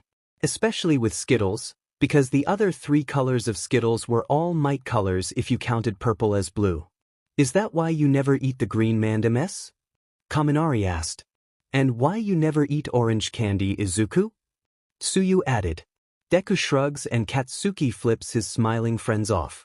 The rest of the night passes by quickly after that, and Katsuki can't stop watching Deku smile and laugh just exist in the vicinity. Every time he sees him it's like everything else kind of blurs around him, and Katsuki has never been more confused. Before he knows it, it's almost midnight and they all stumble out the doors and into the cool night air. Well, everyone but Katsuki, Deku, and the frog girl are stumbling. The 3 of them are the only people that didn't decide to be idiots and drink whatever pink concoction was shoved their way. Katsuki was pretty sure half and half downed a shot or 3 without knowing what they were, and now Deku was having to keep him on his feet. Lightweight a-hole. Katsuki stopped when they reached the sidewalk, about to go their separate ways. See you later, Deku." Yes, of course." Deku beamed at him, then tilted his head.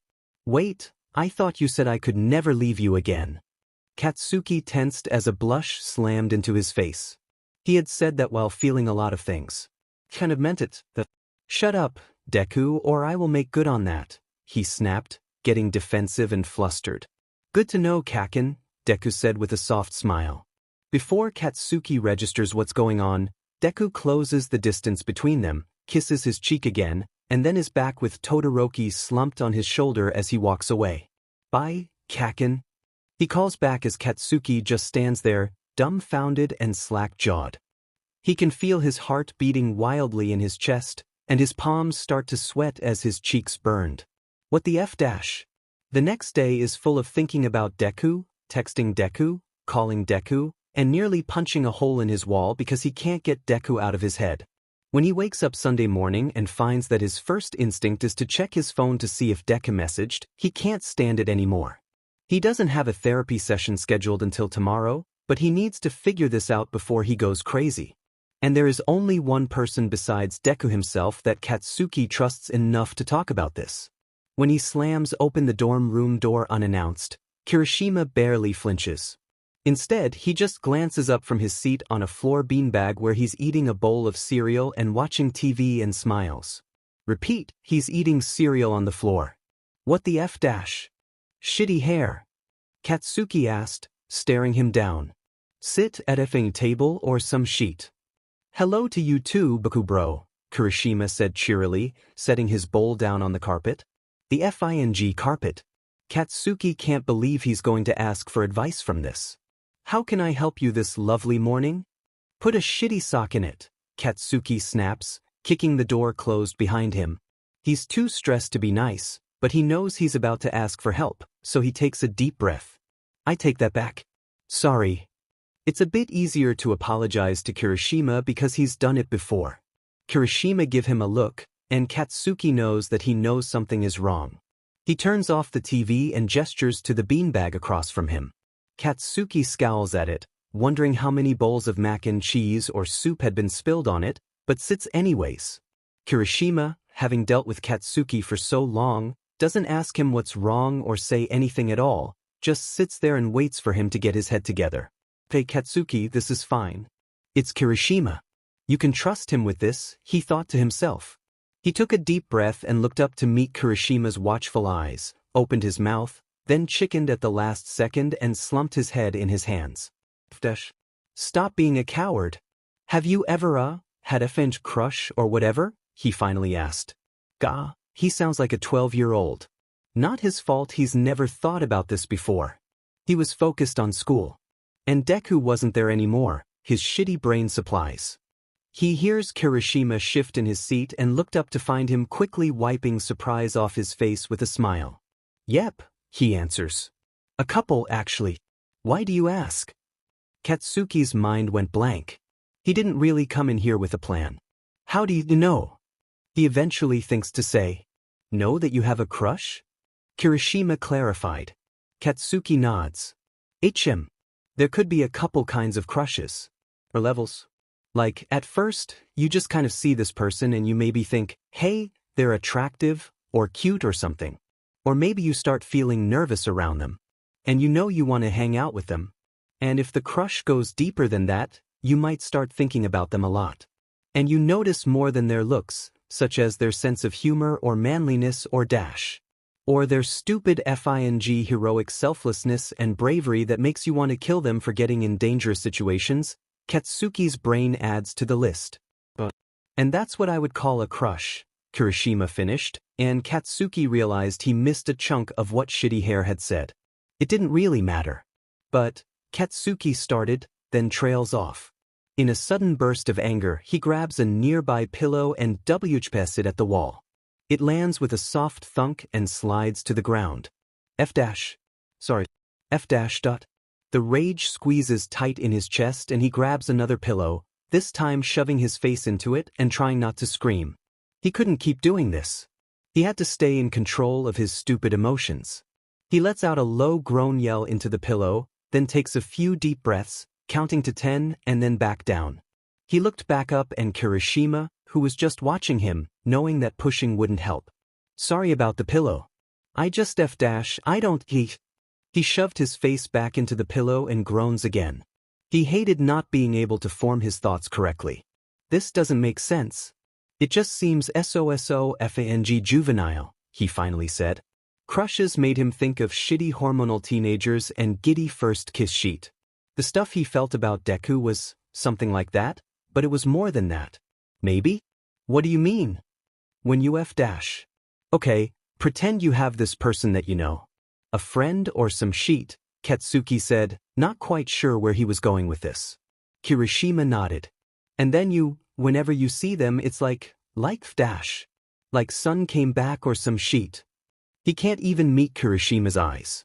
He sounds so FNG cheesy and dumb, but it's true. And you feel all happy and sheet around them and you don't care what anyone thinks except maybe them? And you sort of think they're a bit pretty or something and all that nervous stuff happens too. Katsuki feels himself blush. And when they hypothetically tell you that somebody hurt them, he trails off, thinking about the scars and the look on Deku's face when he told Katsuki about seeing the bullies beating somebody up. You get more angry than you have ever been because they keep throwing themselves in danger for other people or the goddamn bird, but they're never thinking about themselves because they're too selfless and brave, and that pisses you off because if something happened to them, what the hell are you supposed to do if they're not okay? The words come spilling out too fast for him to even think them beforehand.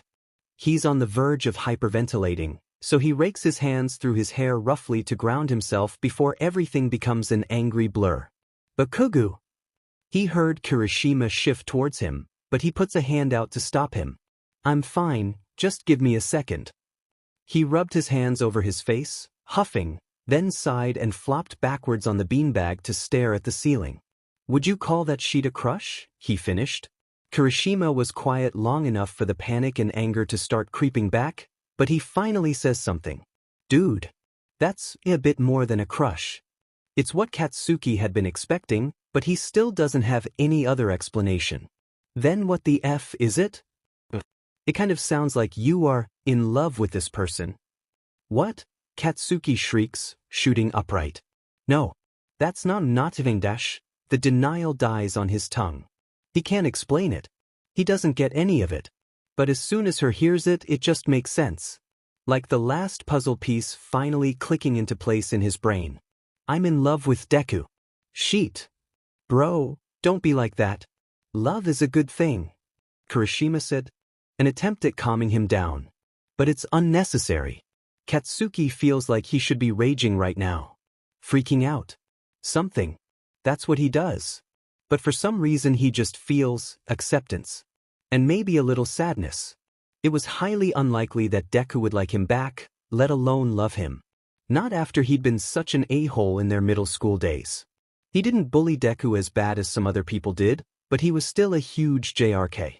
He'd push him around and throw insults at him. He always told Deku to stop being such a crybaby and isekai it up. He was angry at everything back then, and Deku set him off most of all because he just never seemed to go away.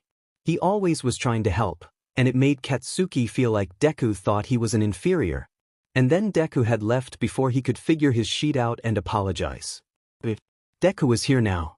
Is it ever too late to apologize for something? Kirishima blinked at him and tilted his head, surprised by the seemingly sudden change in topic. He thought on the question for a moment. I don't think it's ever too late to say sorry, but it could be too late to have the apology accepted. But you should say it anyways because you really mean it, right? Kirishima gave him a funny smile, maybe soft. Yeah. Determination overcame the sadness. He needed to apologize to Deku. Not to make him fall in love or any shit like that, Katsuki would have to deal with those feelings later. But because he should. It would take a therapy session or two to build up to, but that never stopped him before. At least, not since first year of high school. And as a bonus, if the nerd did end up accepting the apology, Katsuki could feel free to flirt his brains out. He couldn't stop a grin. Okay. He flopped back on the beanbag. Thanks. Of course, dude. You know, that was manly as hell for you to do. Katsuki huffed a tiny laugh at that. Can I, ask you some stuff though? Katsuki sat up and sighed. After what he'd just done, Kirishima deserved to know whatever he wanted to know. Sure.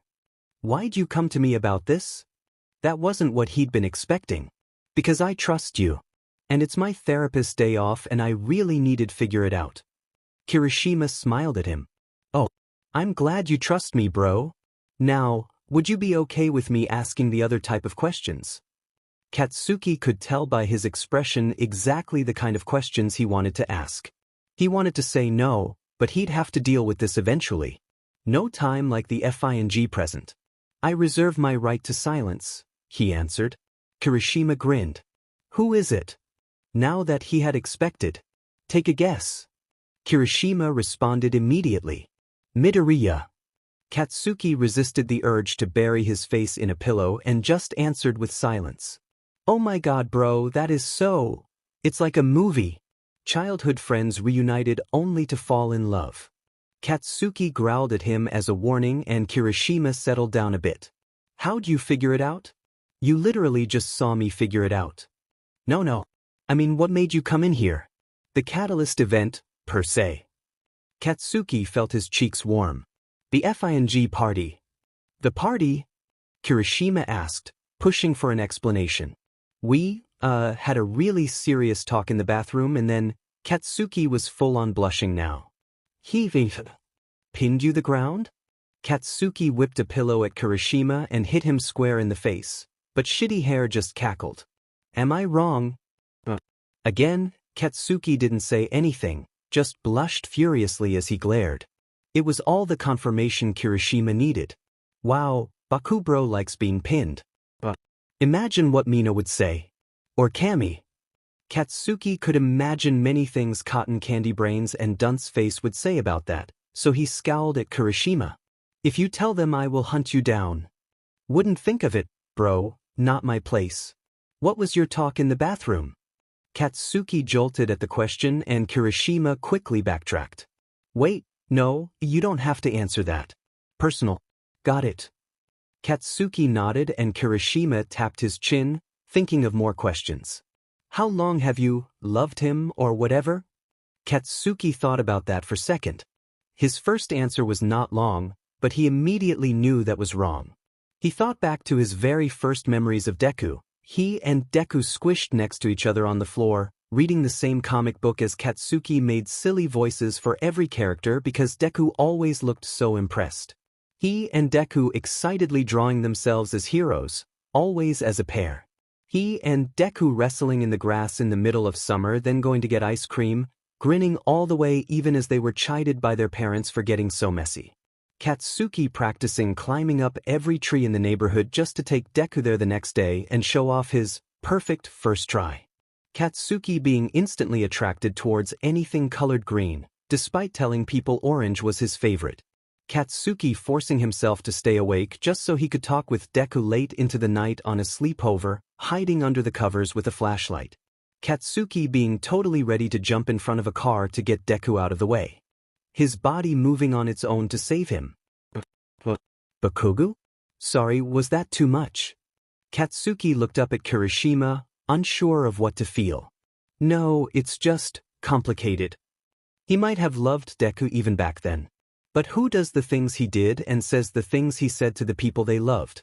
How can you claim to love someone while having caused them pain? I want to say since I knew him, but I don't know if I have the right to say that.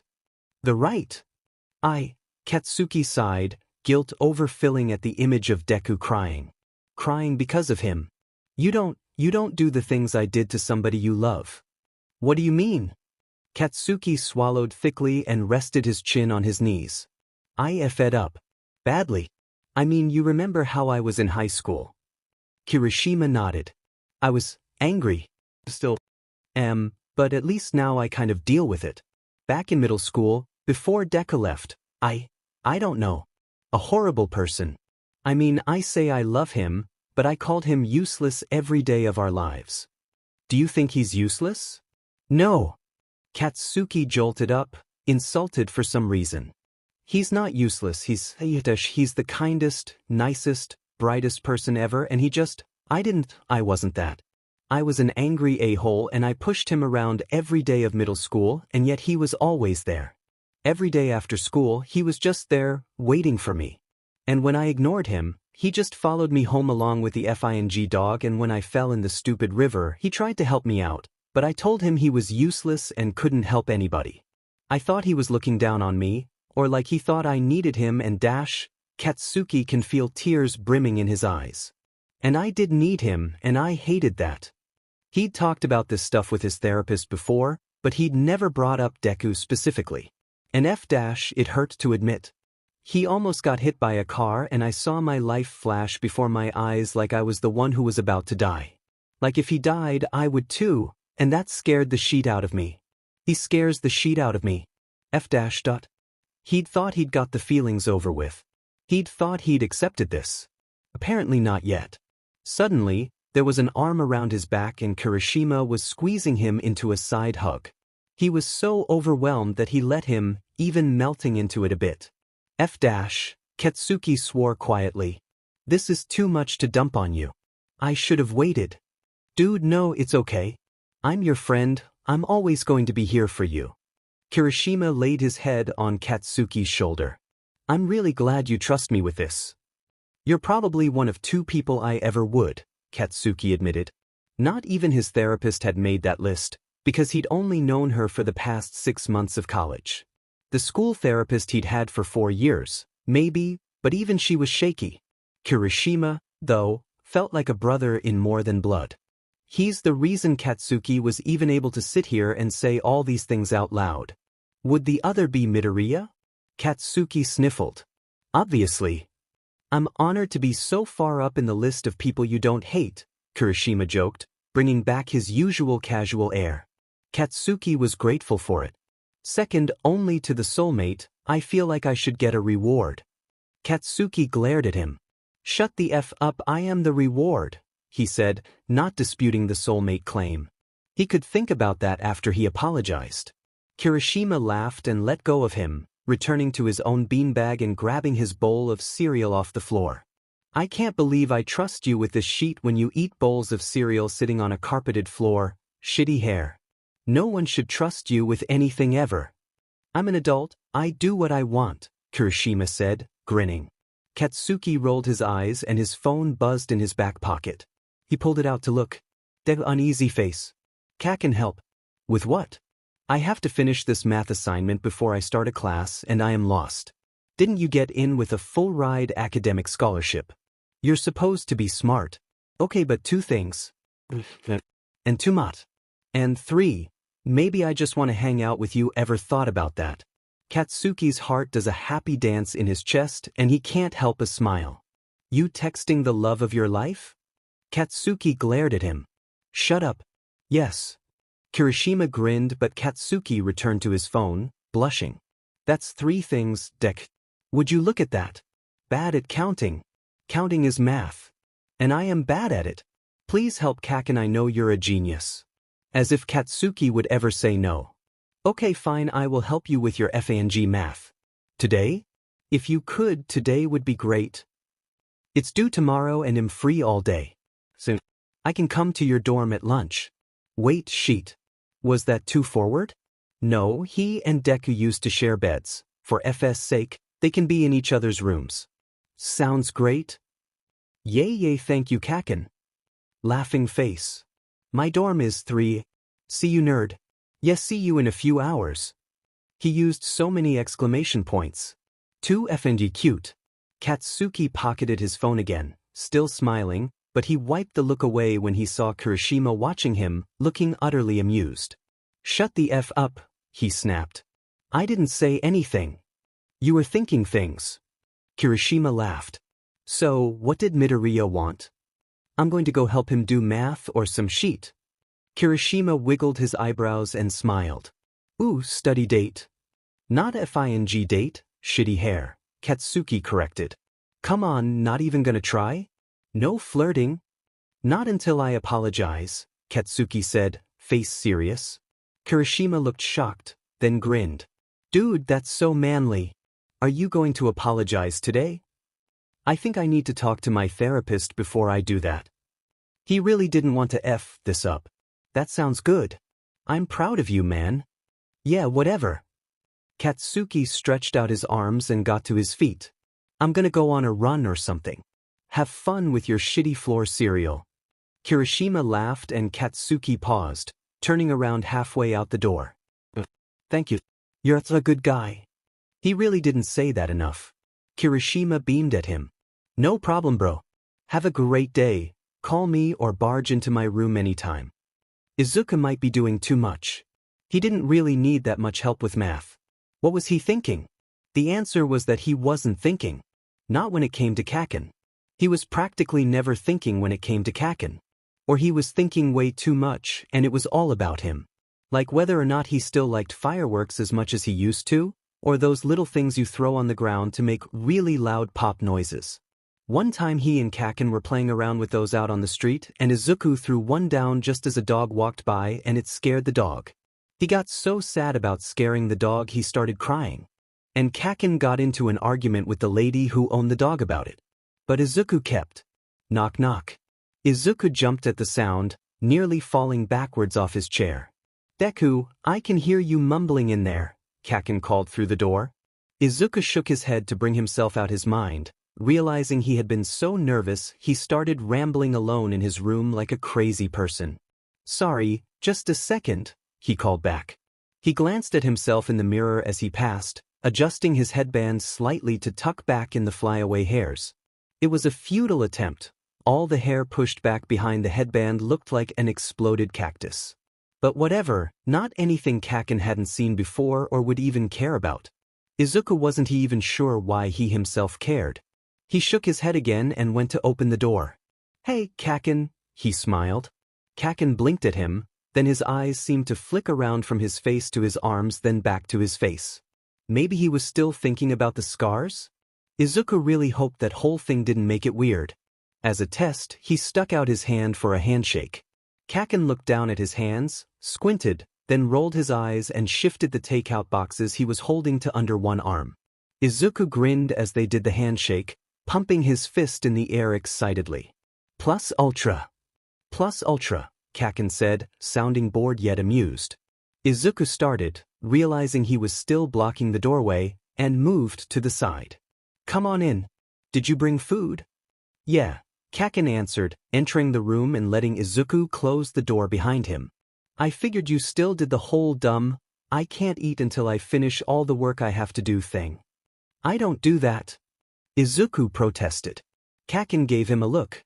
"Okay, have you eaten today?" "I had a," Izuku trailed off, poking his fingers together. "No. That's what I FNG thought." Kaken shook his head and almost smiled. "How the F did you survive without me for 5 years?" "My mom," Izuku said with a smile and shrug. He grabbed a chair from the spare desk he'd gotten lucky, no roommate, and set it by his desk. "How is Auntie, by the way?"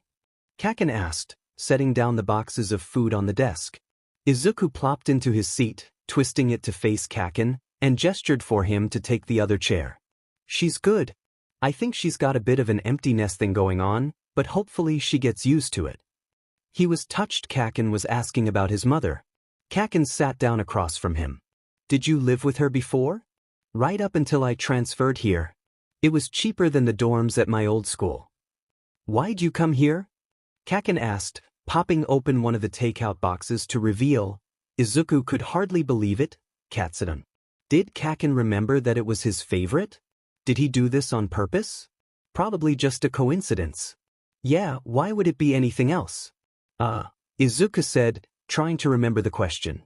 "Like I said, I got the scholarship and they let my credits transfer. UA has always been my dream school, so..." "Lucky you." Izuku looked up from the food to find Kaken watching him with a foreign yet soft expression. Izuku cleared his throat quietly and tried to will his blush away. "Yeah, especially because the scholarship means I don't have to use any of my dumb SPRM donors' money," he said, forcing himself to focus on the conversation. Kaken's eyes widened and he made a choking noise, then laughed loudly. "You're what?" Izuku couldn't help a giggle. "SPRM donor. It's what one of Todoroki's brothers call their shitty dad, and I thought it was fitting for mine." It had been shocking when Tia, Todoroki's mysterious eldest brother with lots of piercings who worked at a tattoo shop with very strange people, had said it, but as soon as Izuku got over that, he thought it was hilarious and the best thing he'd ever heard. Kaken laughed again. Izuku would never tire of that sound. "DMN. I like it." The two of them slipped into easy conversation over the food after that, and Izuku almost forgot what he'd invited Kaken there for in the first place. He was right, Kaken was still a genius, and easily helped him figure out all the problems he'd been stuck on. It was a little hard to focus, though, because every so often he'd glance over to find Kaken watching him, a strange look on his face. Sometimes he looked confused, sometimes he looked sad, most of the time he was almost smiling. What in the world was he thinking about? Time flew by quickly, and suddenly it was early evening. They'd finished studying hours ago and moved on to playing some video games. Kaken was way too good at them, as with everything, and then just to talking. About everything, the latest comics they'd read, the funny things their friends said the other day, the worst and best teachers they'd had, and 1,000 others. It felt so natural to do, and it was a feeling Izuku had been aching for the past 5 years. Maybe longer than that because of their falling out kind of back in middle school. Really, if you forced him to sum up his history with Kakin in one word, he wouldn't be able to. He could say complicated, but it was probably only complicated to outsiders. To him, it went like this. Friends since they were babies because of their parents' relationship, best friends though elementary, and then still friends in middle school, but only on their own. At school, Kakin almost totally ignored him. Maybe a few mean words here and there, but never enough to push Izuku away. Izuku didn't think Kakin could push him away even if they both really tried. And then, of course, second year of middle school, his mom dropped the bomb that his shitty dad's child support had gone down significantly, and she was forced to get a job that moved them halfway across Japan. Izuku had told Kakin, not totally knowing the reaction to expect, and was met with anger. He probably should have expected that. Kakin ignored him in and out of school for a full week. Arguably one of the worst weeks of his life. Then, in a sudden turn that nearly gave Izuku whiplash, Kakin went from being sad and ignoring him to literally not letting Izuku leave his side for an entire weekend before his move. He invited him over on a Friday night, and every time Izuku mentioned that maybe he should be heading home, Kakin ignored that and came up with a new thing to drag him into doing. He stayed at the Bakugou's house the whole weekend, confused but kind of happy. And finally, Izuku left and never heard a peep from Kakin again except through the mom grapevine. Deku, Kakin said, laying back on Izuku's bed and tossing a stress ball up and down, you can't expect me to believe you think All Might is going to lose against effing All for One. They'd moved back to talking about comic books, and Izuku had been unable to stop himself from sharing his theories. He had so many and Kakin knew it. Think about it. Izuku protested, cross-legged on his desk chair next to the bed. All Might always wins stuff, and saves all the people, but what if he didn't? Then he wouldn't even be All Might? Kakin said, like Izuku was an idiot, which was a common tone. Exactly, Izuku said, snapping his fingers and leaning closer to the bed excitedly, which opens up so many interesting possibilities if he did lose. Would he be All Might anymore? The symbol of peace, unable to keep the peace? Think of the storytelling possibilities. Okay, but you're still missing one thing. Kakin snatched the stress ball out of the air and sat up, glaring. All Might doesn't lose. But All for One is super powerful, and the hero always has to fail before they win. It adds the drama and makes it so much more impactful. Izuku pressed on. When Kakin didn't answer, Izuku suddenly noticed that, in his excitement, he had leaned far towards the bed, and now that Kakin was sitting up, their faces were maybe 6 inches apart. Very close. Close enough for him to notice small details about Kakin, like how long his eyelashes were or the pink flush on his cheeks, or once again how striking his sharp crimson eyes were. Or just the all-around fact that Kakin was very, very attractive. But just as he was about to scramble away, a foot landed on his chest and he was shoved backwards in his chair, rolling halfway across the room. He barely reacted, too focused on the fact that Kakin was still staring at him, foot halfway up after pushing him. And he was staring back. His first thought after what is happening happened to be staring contest, so he latched onto that train of thought before he dissolved into a panic over Kakin's face, narrowing his eyes a bit and quirking an eyebrow up. Kakin's eyes widened ever so slightly, but he didn't blink or look away, so Izuku didn't either. He had the fleeting wonder what someone would think if they walked in on this moment. Izuku had no idea what he would think if he did. He had no idea what he was currently thinking. As he mentioned, he rarely thinks properly when it comes to Kakin. Which is probably why, also without thinking, he instinctually started shuffling his feet on the floor to roll his chair closer to Kakin, stopping in front of desk. The staring contest was still going, but Izuku felt like he didn't even remember how to blink anymore. "Dude!" suddenly yelled a very loud voice from outside, followed by a crash and obnoxiously loud laughter that made Izuku jump a little in his seat and look back to his door. He blinked for a second, eyes burning, then frowned and turned back to Kakin. "Darn it, that's not fair," he bemoaned. The loud people outside and his words seemed to cut through whatever tension had been building, and Kakin smirked. "Ha, loser." Izuku pouted at him and huffed, "That doesn't count." "Oh, it totally does. You lost." "Fine," Izuku conceded. "What's the damage?" For the two of them, losing a contest meant you have to do whatever the winner said, usually give them something. Izuku had lost quite a few action figures in his youth thanks to that rule. Kaken leaned back on his bed. For some reason Kaken is in my bed comes to the front of his mind, which is weird, because that's happened a billion times, propping himself up on his hands and tilting his head to the side. What time is it? Kaken asked. Izuku checked the clock on his desk, then gasped a little. Oh, it's 5:30 already. Time flies with Kaken, per usual. All right, Kaken said, pushing himself off the bed and to his feet. You're buying me dinner. I'm starved. Izuku's heart jumped and fluttered at the idea of having dinner with Kaken, but he tamped the feeling down quickly because nope. People have dinner with their friends. It's a thing. A friend thing. What? He aimed anyways. That's so expensive. Kaken rolled his eyes. Not some fancy sheet, just takeout. There's a place down the street. Besides, you're the one who lost. Izuku stood, groaning. It was the people's fault. Didn't make me blink, Kaken said, smirk widening as he bent to put on his boots. That's 'cause you're a stone man. Izuku protested, whacking his friend on the shoulder before slipping on his own shoes. Kaken laughed in his throat, a slightly rough, baritone sound that was very much unlike his giggling but made Izuku's heart react all the same. You should know better than to start staring contests with me then, dumb Deku. Izuku put his hand on the door handle, cracking it open slightly, before turning to look at Kaken next to him. At least I'm taller than the stone man. Kaken screeched, but Izuku was already out the door and sprinting down the hall, laughing. He skidded to a stop in front of the door to the stairs, then flung it open and raced down them, hearing Kaken following him. Despite the slight fear, being chased down by Kaken was one of the most fun things he ever did. It was weird, seeing as he always did the metaphorical chasing in their friendship, but in terms of physically chasing each other down, he was always the one running. He could never chase Kaken down because Kaken was too prideful and brave to run away from him, and Izuku was never nearly as threatening. He burst through the door on the first floor, startling a couple people in the hallway as he rushed past them and yelled an apology. He turned a corner, then came to a screeching halt on the carpet, trying to stop himself before he slammed into a wall.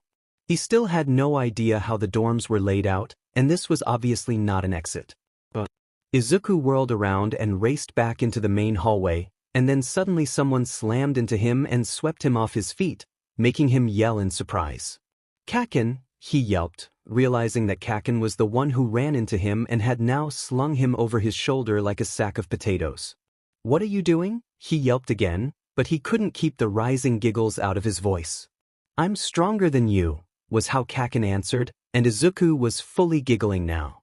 Was Kaken really that butthurt about the height difference? Okay, put me down. Izuku laughed, not really meaning it. Nope, deal with it, Kaken answered. Izuku couldn't see his face, but he could hear the smug smirk anyways. He felt himself blush, unsure if it was the closeness or that fact that his head was hanging upside down. The blood rush made him giggle even harder. He heard a door open and warm evening air hit him, filling his lungs nicely along with the smell of Kaken. Are you carrying me to dinner? He teased. In response, Kaken stopped walking and dumped Izuku off his shoulder. Izuku barely caught himself on his feet, stumbling before Kaken grabbed the front of his shirt and pulled him upright, glaring. I'm not your FNG chauffeur, Kaken grumbled, letting go of Izuku's shirt. You're the one who picked me up. Izuku said, laughing some more and readjusting his shirt. He looked up, expecting to be scowled at, but instead found Kaken staring at him with a surprisingly neutral expression. For Kaken, whose resting face was halfway to a scowl, neutral was practically soft, and Izuku felt his cheeks start to warm. Where are we going? He managed. Kaken stared at him for a moment longer, just long enough for Izuku to start being both flustered and concerned that Kaken hit his head, then blinked a few times, turned on his heel, stalking off towards the parking lot. There's a ramen place near here, Kaken said as Izuku jogged to catch up, still very confused. Ramen sounds good, he said, trying to sound normal. Do you go there often? Shitty Hair's mom runs the place, so I've been there a few times, Kaken answered. Shitty Hair, Izuku repeated, thinking over all of Kaken's friends in his mind. Kirishima? Kaken gave him a side look and a smirk. Yeah. But his hair is so cool. Izuku protested, throwing his hands up. Of course you think that, Kaken scoffed. You're so mean, Kaken. Tell me something I don't know, Kaken said, smirk growing wider. Besides, they're the idiots who wanted to be my friends. I told them to F off. And yet you still call them your friends? Izuku said, bumping their shoulders together as they walked. You're a big ol' softy now, Kaken. Kaken bumped their shoulders together again, but this time it was more his attempt to body slam Izuku to the ground. Take that back right now. Izuku stumbled to the side, then righted himself, giggling. No way. You care about people now. Kaken kicked his shoe, a lot lighter than Izuku would have expected. More a scuff than a kick. When he spoke, his voice was somehow both a grumble and the gentlest Izuku had ever heard it. You say that like I haven't been caring about you our whole fucking lives. Izuku nearly tripped on air, and in his haste to catch himself, he stepped on his own shoelace and did trip on it, then went careening towards the pavement. Because he's so cool and collected like that. But before he could even think about trying to lessen the impact of his fall, a hand wrapped around one of his flailing wrists and he was flipped over, shoe twisting on the pavement. Another hand was on his back, and all of a sudden Izuku found himself in a position he's pretty sure he had a dream about in 6th grade. Because Kaken just French dipped him to the ground. And he is now stiff as board, 45-degree angle to the sidewalk, Kaken's knee pressed into the small of his back, hand still around his wrist that's sticking straight up in the air, other arm curled around him to reach his back that had Kaken's face and body so close to his own he was about to combust. He froze, and Kaken seemed to do the same, the only sound coming from loud people way back in the dorms and a few cars on a nearby street. The spring air was fairly warm around them, but he could still starkly feel the contrast of Kaken's warmer breath on his face. I am going to die, he thought, this is literally going to kill me, but at least middle school Izuku can die happy. Guess you do care, he said after a moment of tense silence, and it came out way too hoarse for his liking. Very smooth, Izuku. You sound like a choking preteen. Izuku half expected Kaken to drop him, half expected him to just push him to his feet again and tell him to tie his shoes better, and 100% did not expect him to look almost sad. And yet Kaken looked like that, his eyes full of something heavy, something akin to regret. But what? Izuku frowned up at him. Are you okay? Kaken opened his mouth, then took a deep breath and shook his head, closing it again. This is why you're supposed to tie your fucking shoes, Deku. Ah, there you are, Kaken. Izuku rolled his eyes. Okay, I'll tie my shoes. Can I stand now, though? Kaken huffed at him. Then Izuku possibly momentarily ascended this plane of existence. Because Kaken moved his hands to his waist to bring them both back up to standing. Okay, maybe Ochako was making some points about the crush. Oh god. He could feel his cheeks burning even after Kaken let him go and stepped back. Desperately hoping that Kaken didn't notice his blush, he knelt down to tie his shoes, willing it to go away. He mustered up a normal smile, standing up and sticking a foot out. That better? He asked, gesturing to his shoe. Once again surprising him, Kaken just said, yeah, and turned to keep walking instead of making some teasing comment or even an eye roll. Weird. Izuku fell into step beside Kaken again, glancing over to find him staring at the sidewalk beneath them. His first instinct was to ask if Kaken was okay again, but he knew that would probably be met with a snappy, defensive, I'm fine. He knew Kaken. Izuku would just have to piece together some of the story himself, then try to help. Right now, though, he had to cheer Kaken up again. Hey, he said, you said the ramen place is just a block down this street, right? Yeah, Kaken said, squinting at him. He definitely knew what Izuku was about to say, and Izuku grinned at him. Race you. He got a barely one-step head start before Kaken was taking off down the sidewalk, making him sprint to catch up. Izuku had always been a fast runner, and he had longer legs but Kaken was fast enough to keep his head start and grab the door handle to the ramen shop first. Izuku had so much momentum built up that he skidded to a stop and bumped into his friend, bouncing back and almost toppling before righting himself. Christ, Kaken said with a laugh that made Izuku celebrate internally, you have no balance to speak of. Izuku laughed too. I've never been a coordinated person, you know that. Like a drunk baby deer. Who lost. Again. Kaken smirked at him, and Izuku couldn't help the feeling that he had definitely won. I barely lost, come on, he protested. Give me a break here. Fine, you owe me a soda or some sheet, Kaken said with a wave of his hand before opening the door to the shop. There was a light tinkling of bells, and Izuku stepped into a shop that immediately soothed everything inside him and smelled like warmth. It was very homey and comfortable. Good evening. Kaken called into the empty shop. Or at least, Izuku thought it was empty until a tall woman with long, curly black hair ducked into the behind-counter area from a back room. Izuku might have guessed this was Kirishima's mother, even if Kaken hadn't told him beforehand, and despite the hair color difference. The two of them had the same presence, that presence being comforting and large. Mrs. Kirishima was just as tall and nearly as buff as her son, and their grins were identical. Bakugou, I thought I heard you. Mrs. Kirishima said, a little loud for the small space. Who's this? Even with all his attempts at improving his self-confidence and social skills, Izuku was still startled at being addressed and momentarily forgot his own name. I'm Midoriya Izuku, he finally blurted, remembering to bow. Nice to meet you. Kirishima Ishii, pleasure to meet you too. What's a polite kid like you doin' with Bakugou? Izuku stifled a giggle and Kaken elbowed him in the shoulder, making Mrs. Kirishima laugh loudly. Alright, what can I get you too? Izuku and Kaken ordered their food and sat at the counter as Mrs. Kirishima bustled around the kitchen to prepare their orders, making pleasant conversation about where he was from or their school life. Mrs. Kirishima seemed a very kind, boisterous woman, and a very good chef. Izuku had to stop himself from inhaling his food in one go. Thank you so much for the meal, Mrs. Kirishima, he said. That was really good. You're welcome, kid. Mrs. Kirishima said, swiping a hand through his hair to ruffle it like his mother sometimes did. Come back anytime, you're sweet. Izuku smiled nervously and nodded, as he did with most compliments, then reached into his back pocket for his wallet. Oh, he said, pulling out the money to pay. Do you happen to have soda here?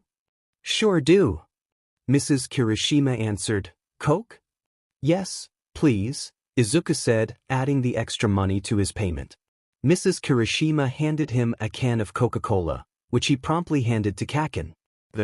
My debt is cleared. Kaken smirked, cracking the can open. For now. You wish, Izuku said, poking his friend's shoulder, you're paying for dinner next time. As if, Kaken challenged, jabbing him in the shoulder back. If they weren't inside, Izuku would have tackled him, but instead he just glared and stuck his tongue out. Being with Kaken made him act childish and he knew it, but he couldn't help it. That was their bond. See you later, Mrs. Kirishima, Kaken said, waving at their host and heading for the door. Yes, thank you, Izuku said before rushing out behind Kaken. By that time, the sun was low in the sky, the beginnings of a sunset. Izuku was hit with a sudden wave of nostalgia at the sight, remembering young summers spent glued to Kaken's side, the two of them doing anything and everything until the sun went down and their parents called them home. It seemed so long ago, and he'd been sure he'd never get it again. But here he was. Whatever rope that tied him to Kaken, and he was sure there was one, hadn't been cut.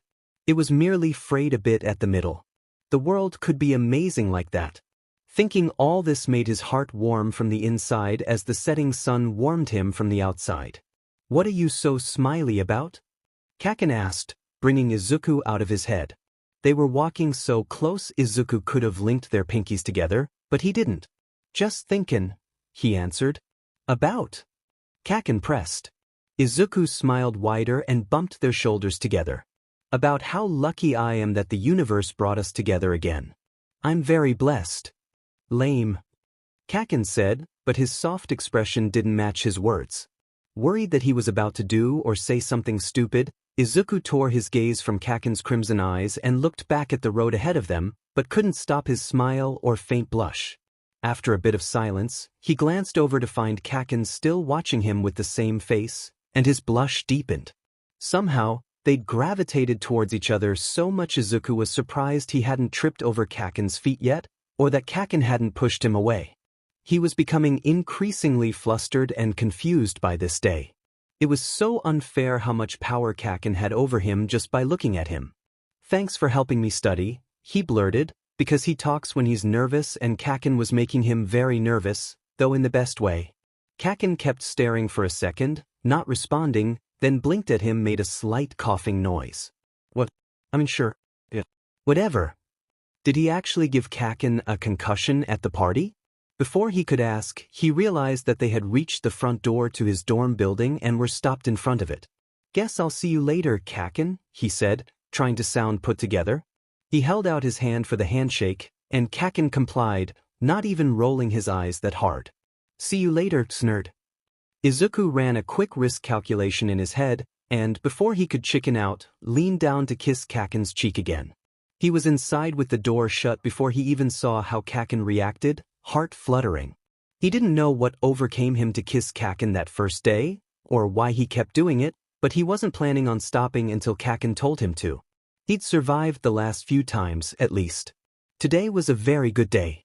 Katsuki was pretty sure he stood outside of Deku's dorm for a full 30 seconds before he remembered that he was supposed to be walking back to his room. His brain had got to be FNG broken. All trains of thought had been delayed at the station for far too long.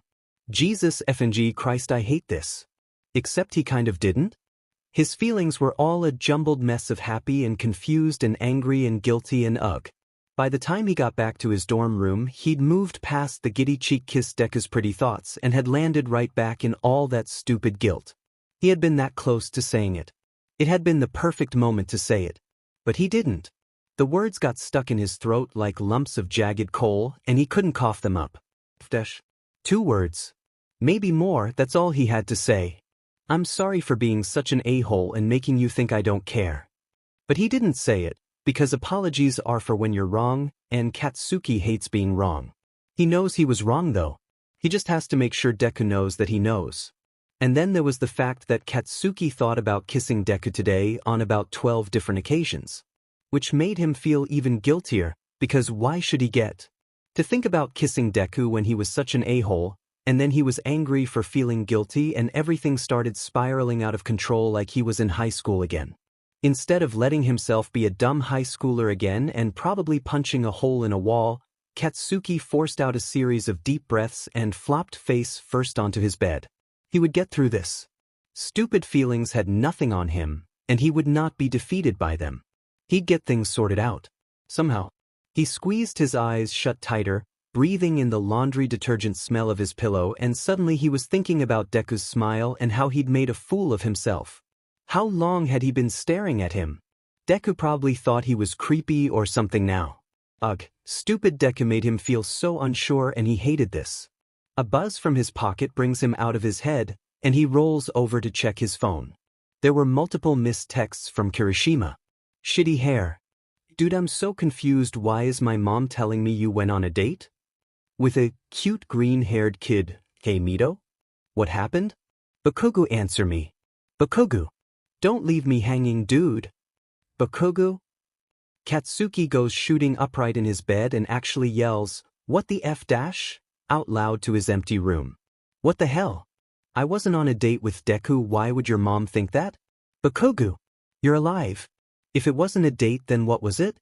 We ate some effing ramen, that's it. I told you I'm not doing that shit right now. I know, that's why I was confused. She said he paid for it?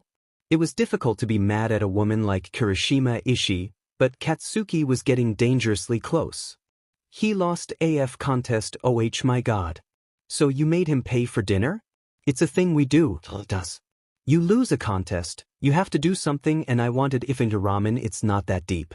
My mom is so sure he's your boyfriend, dude. She thinks you're cute together, if that helps. Why would that F help? They're his boyfriend. Going on a date with Deku. Kissing Deku. He felt like a high schooler in those shitty rom-coms Mina loves so much. Was he freaking out right now? Holy shit, he's pathetic. Pathetic and in love and gross. Okay, sorry. I'll correct her. You better. Wait, you don't want people thinking he's your boyfriend? Thought that was the eventual goal. Katsuki nearly hurled his phone at the wall. Why the F would I want other people to think that if he's not my actual boyfriend, idiot? I see. Anyways, how was your day? Katsuki almost left it at that, But with all the thoughts and feeling jumbling around inside him right then, he wasn't sure what he'd do if he stopped distracting himself. How do people deal with this sheet? What sheet? Having a crush on someone. He can almost hear Kirishima laughing in the time it takes for him to respond, and glares at his phone because of it. Oh come on, it's not that bad. Yes it is. Crushes are nice. You happy? No. So dramatic, dude. You'll be fine. You got me. Laughing face. How does that help at all? I can be your wingman supreme. Oh yes. You know what? This friendship is over. Bye. If you left me, who would you talk to about this? Katsuki glares at his phone again, huffing. Whatever. Besides, no flirting or wingmaning sheet is happening. I know, not until you apologize, which I still think is super manly to do. No, not until he forgives me, and if he does. If he does. Either way, Katsuki is intent on making things right, no matter if Deku forgives him or not. He wants to deserve Deku, whether that be his friendship or anything else. And he definitely doesn't deserve Deku if he can't muster up the strength to say what Deku deserves to hear. Katsuki knows he's shit at words and communication. It's a problem he's worked on in therapy for years now. He also knows words mean a lot to Deku, though he always had this annoying way of understanding everything Katsuki said with actions. Which means Katsuki has to say it. He has to. He will. You know, I said it this morning, but I'm really proud of you, man. You've grown a lot since when I first met you, and I may not know Midoriya that well yet, but I'm sure he knows it too. And I meant it when I said I'm always here for you. Gross. Thanks. The next morning came without much fanfare, which was just fine with Katsuki. He went on his usual morning run and gym workout with Kirishima, texted Deku good luck on his first day of classes, and went about his own school day as normal. Until lunch, that is, at which point he realized meeting up with Deku's friend group on the field was now supposed to be an everyday thing. Which he had no big complaints with, but the look Kirishima gave him upon relaying the news was enough to make him suspicious. He walked to the picnic tables with Kirishima, who had a class in the neighboring room to his before lunch, and found the two friend groups spread over two tables next to each other. Deku was on the end of one, talking to round cheeks and four eyes about something nerdy as sheet, if his excited expression and energetic hand movements were any indication. It was the same thing he'd been doing since they were brats. It was cute and he hated that the sight of it made him feel warm inside. Hey! Kirishima called loudly. Deku stopped talking and whipped his head around, eventually meeting Katsuki's eyes and breaking into a grin. Kirishima! Kaken! He chirped. And then Deku stood from the table, narrowing his eyes and grinning wider, and Katsuki barely had enough time to drop his bag before a blur of green hit him and sent him toppling to the ground. But Katsuki was not having that, because he had already decided he could not handle being pinned by Deku again, and he had other shit to do today that required a working brain. He almost faltered when Deku started laughing, but pulled himself together enough to fight Deku off and pin him with a knee to the chest, wrists by his head. He was so gross. Deku's laugh? That's what got to him now. Seriously? W. Huh, he barked, smirking as Deku pouted up at him. Loser. Third time in a row, Deku. I know, Deku groaned. You're already rebuilding your streak. Now get off, I'm hungry. Katsuki complied, dusting the dirt off his shirt. It was probably a good thing he wore so much black. Help me up, Deku said with feigned innocence, making grabby hands out to Katsuki. Katsuki glared at him. Not falling for that. One time in elementary school he tried to help Deku off the ground and Deku repaid him by yanking him into a mud puddle. He never fell for it again. I have no idea what you're talking about, Deku answered, smiling. F off, Katsuki scoffed, kicking Deku's foot. Stand by yourself, dummy. Or I'm taking your shoe right now. Deku made a face, crinkling up his nose and sticking his tongue out like a 5-year-old, then kicked off one of his shoes and flung it up at Katsuki, who batted it away. Gross. You wanted it, Deku said, finally standing up and grinning at him. He's so pretty when he smiles, and Katsuki knows he's in deep shit when he doesn't even feel grossed out by that thought. It's like the realization came to him, and now he can't stop wondering how he had been so confused before. He loves everything about Deku. But all the happy thoughts are weighed down by the guilt, like thorny vines digging into everything and trying to tear it apart. He won't let it tear it apart. Izuku! Round face called from her seat, making Deku turn, which let Katsuki snap out of his head. I'm taking your Pocky. No! Deku yelped, rushing back to the table to snatch his food, but not before Pink Cheeks had stuffed a few Pocky sticks in her mouth. Katsuki grabbed his bag off the grass and took the empty seat next to Kirishima, on the side of the table that was end-to-end with Deku's, so they were almost next to each other, separated by the space between tables. Probably better for Katsuki that he wasn't sitting right next to Deku. He went to get his food from his bag, then turned to find Kirishima staring at him with a small, open-mouthed smile. What? He snapped. Kirishima made a noise that sounded an awful lot like stifling laughter, bringing his fist up to his mouth. Dude, he said quietly, leaning in a bit, you just stared at him for like a full 10 seconds. Katsuki resisted both the urge to punch Kirishima in the face and slam his own head into the table. He just, what now? How did he not even notice? Shut the F up. He scowled as Kirishima stifled more laughter into his hand, jabbing his friend in the ribs with his elbow. He might as well have punched a brick wall with how little Kirishima reacted. Sorry, Kirishima whispered. I just thought you should know. What are you two whispering about, huh? Mina said, poking her head out from the other side of Kirishima. Nothing, Katsuki said, a little. Too loud and sudden. Kirishima was obviously still trying to hold in laughter, and Katsuki was seriously about to hit him. Nothing, Mina repeated dramatically. You sure? Yeah, now F off. Mina gave him a look, then slowly her eyes drifted to somewhere behind him and a grin spread over her face before she looked at him again. Yeah, nothing. Mina relaxed back into her seat, still grinning, and Katsuki glanced behind him to find Deku watching him. Before he could stop himself, he made eye contact with the emerald green and Deku was beaming at him again. Kaken, are you yelling at your friends again? Deku teased with a smile that was somehow both sly and kind. What the F dash? They deserve it, he managed, hoping he responded at a normal speed. This was the worst. Deku cracked a laugh. Sure, Kaken. Another second passed, then Deku looked away and Katsuki could think straight again. Oh, Kirishima. Deku said, making Kirishima turn. I met your mother yesterday, she was really nice. And a great chef. Yeah, she told me about that. Kirishima said, making Katsuki try to glare at him without being too obvious. He was ignored. She thought you were nice too. Wait, how'd you meet Kirishima's mom? Roundface asked.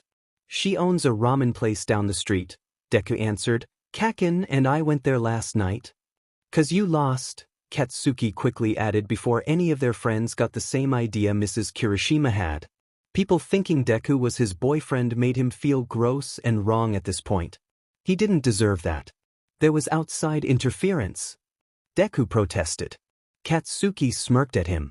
You just get spooked easily. Deep down, Katsuki knew part of the reason he won the staring contest was because he'd gotten so wrapped up in Deku's eyes that he hadn't even noticed people yelling until Deku turned around. But no one needed to know that but himself. What did you lose? Todoroki Fang Shoto asked from his seat across from Deku. Staring contest, Deku said.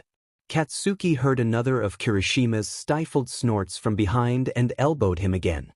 But I only lost because there were people yelling outside. Excuses, excuses, you son of a beach.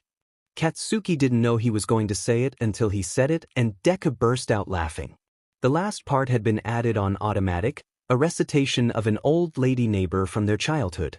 She would invite Katsuki and Deku inside sometimes for cookies and snacks, but she'd always be playing soap operas on her TV. She loved making comments and made her hatred for certain characters clear. She said some phrases so often Katsuki and Deku started using them too. Make up your goddamn mind. Deku practically cackled before breaking into another fit of laughter. It made Katsuki start laughing so hard he was barely angry at how flustered he was becoming and pressed his forehead into the table, trying to breathe through giggles. Why did Deku have to have such a nice laugh? Meanwhile, he was struggling not to squeal like a dying pig. Lying bisudi. Deku said, sounding like he was attempting to do an impression of the old woman but was really just choking on his own cackles. Katsuki put a hand over his mouth and kept trying his damnedest to keep his pride somewhat intact, but when he turned to look at Deku he couldn't help it anymore. Deku, having always been one to show and feel his emotions 100%, was laughing so hard he was falling off the bench. And then Katsuki just watched as he did fall off the bench, giggling too much to even react. Deku, Katsuki managed through deep breaths and laughter, get off the effing ground. It's not that funny. But oh my god, Deku rubbed a hand over his face, sitting up a bit and still shaking. I totally forgot about Grandma Ito. Oh right, that was her name. She would be insulted, he said with a smile he wasn't in control of, nudging Deku's side with his boot and making him laugh again. Do I even ask at this point? Kaminari said, drawing Katsuki's attention away from the adorable mess on the ground to glare at him. Old lady who loved yelling at her TV, Deku said, snickering, man, now I really want Enpan. When Katsuki's mind immediately went to whether or not he had time to go to the store and get stuff to make Enpan today, he stifled a groan at his own disgustingness. He'd probably have time after therapy. You could get off the ground and eat your F&D lunch, dumbass, Katsuki said, poking Deku with his boot again. Help me. Deku tried again, holding out a hand. I already said I'm not falling for that again. Deku raised an eyebrow. Are you saying I'm strong enough to pull you down? Katsuki was smart enough to know when he was being baited, but dumb and prideful enough to take it anyway. F you, he said, grabbing Deku's hand and pulling him up. As expected, Deku tried to pull back, but Katsuki just bent his arm and yanked his friend forward and to his feet. Happy? Deku smiled at him. Thanks, Kaken. It was only when Deku's hand shifted slightly did he notice that he still was holding it, and he quickly let go. Deku sat back in his seat and was quickly occupied by some conversation with Round Face, and Katsuki turned back to his own lunch, wiping his sweaty palms on his breed's leg. Katsuki's therapy session that day felt like the longest he had since he was first forced into them by his teacher and parents. Back then, the sessions were long and painful because he hated them and refused to cooperate for a good while. This time, though, was because there was just so much shit to unpack and backstory to reveal before he could get to actual business of apologizing. His therapist, a very kind woman named Dr. Nakamura who reminded him a lot of his dad, just sat and listened as he eventually managed to tell his story with Deku in the most concise way possible, stopping just before he got to the whole I'm in love with him thing. It was difficult to think that, let alone say it out loud. Why do you want to apologize?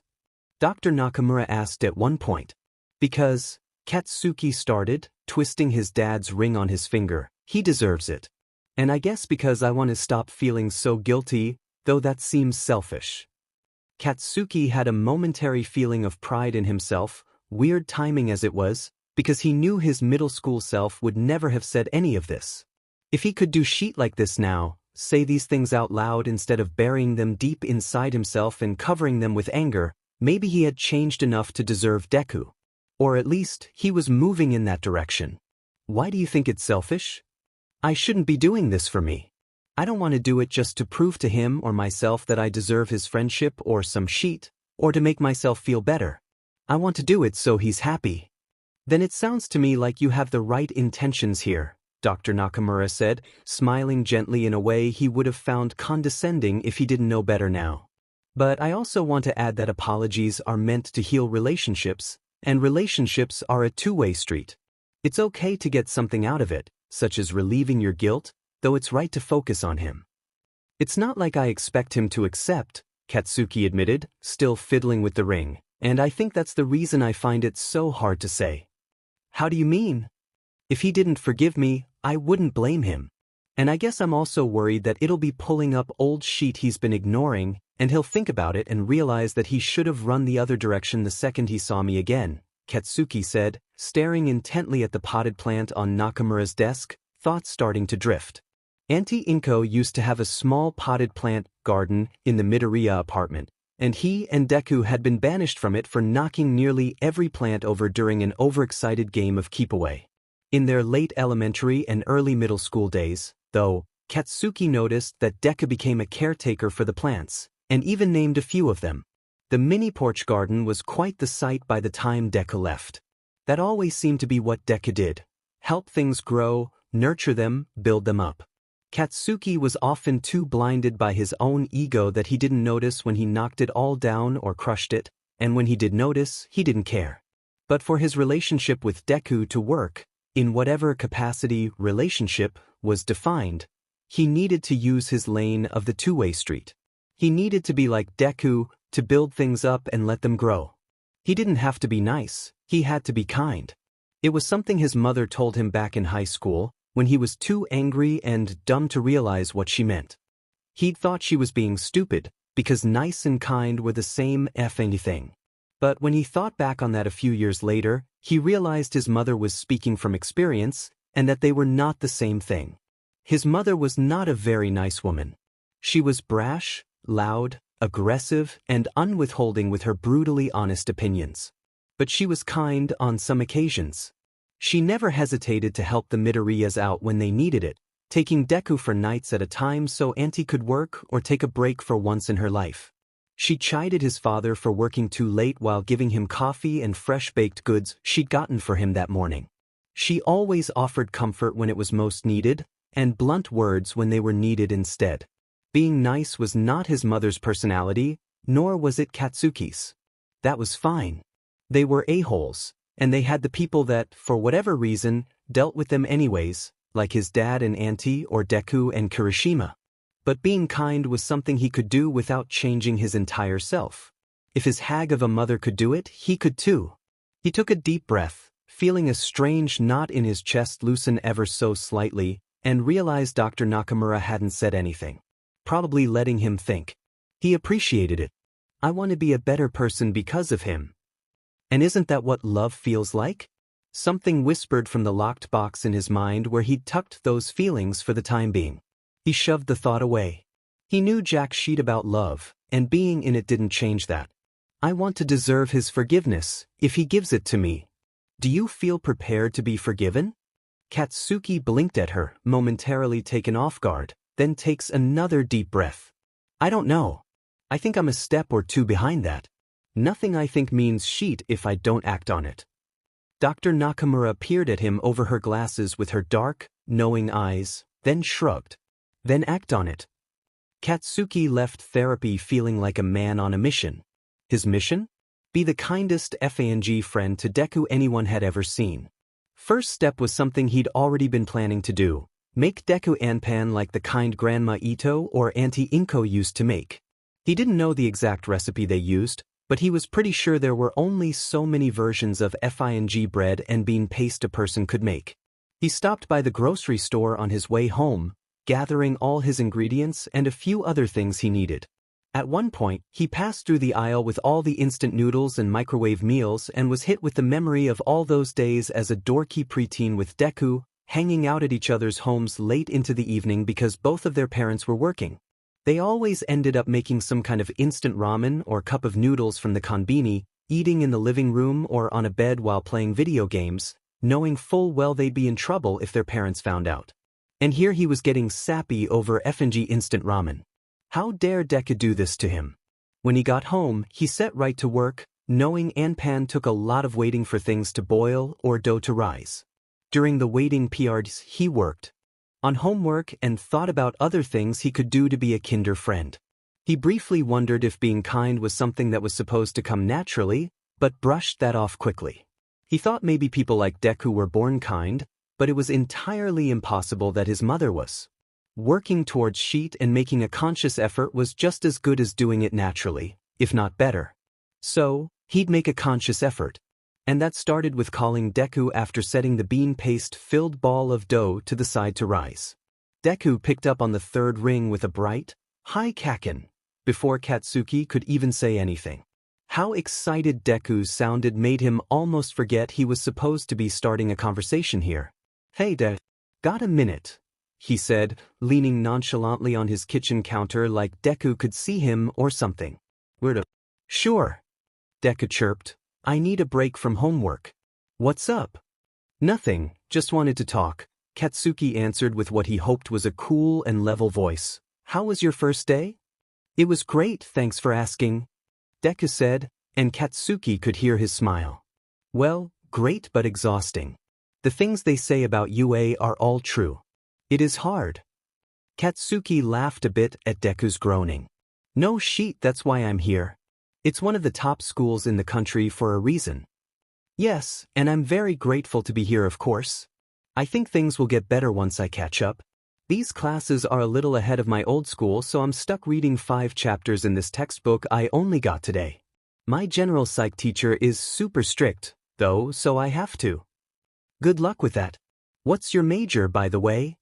Katsuki asked, realizing he hadn't heard Deku say it before, and hoping that was just because he hadn't mentioned it, not because Katsuki hadn't listened. Psychology, Deku answered, sounding very excited.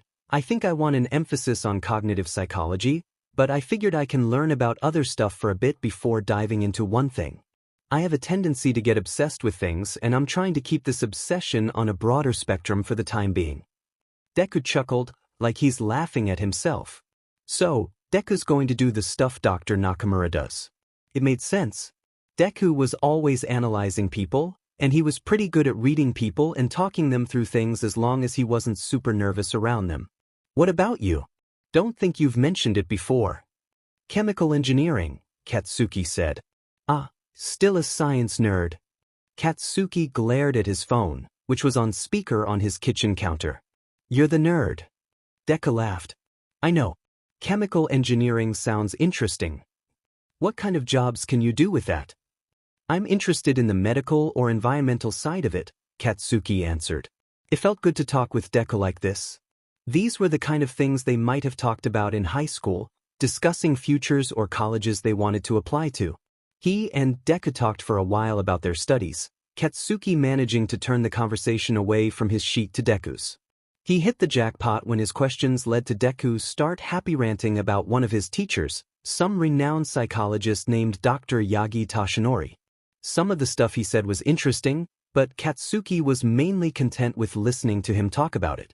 He wasn't going to lie and say he could listen to Deku rant for hours, because patience was a virtue he'd been blessed with so little of not even Deku could get an infinite amount from him, but he was definitely willing to let Deku talk about whatever was interesting him for the time being.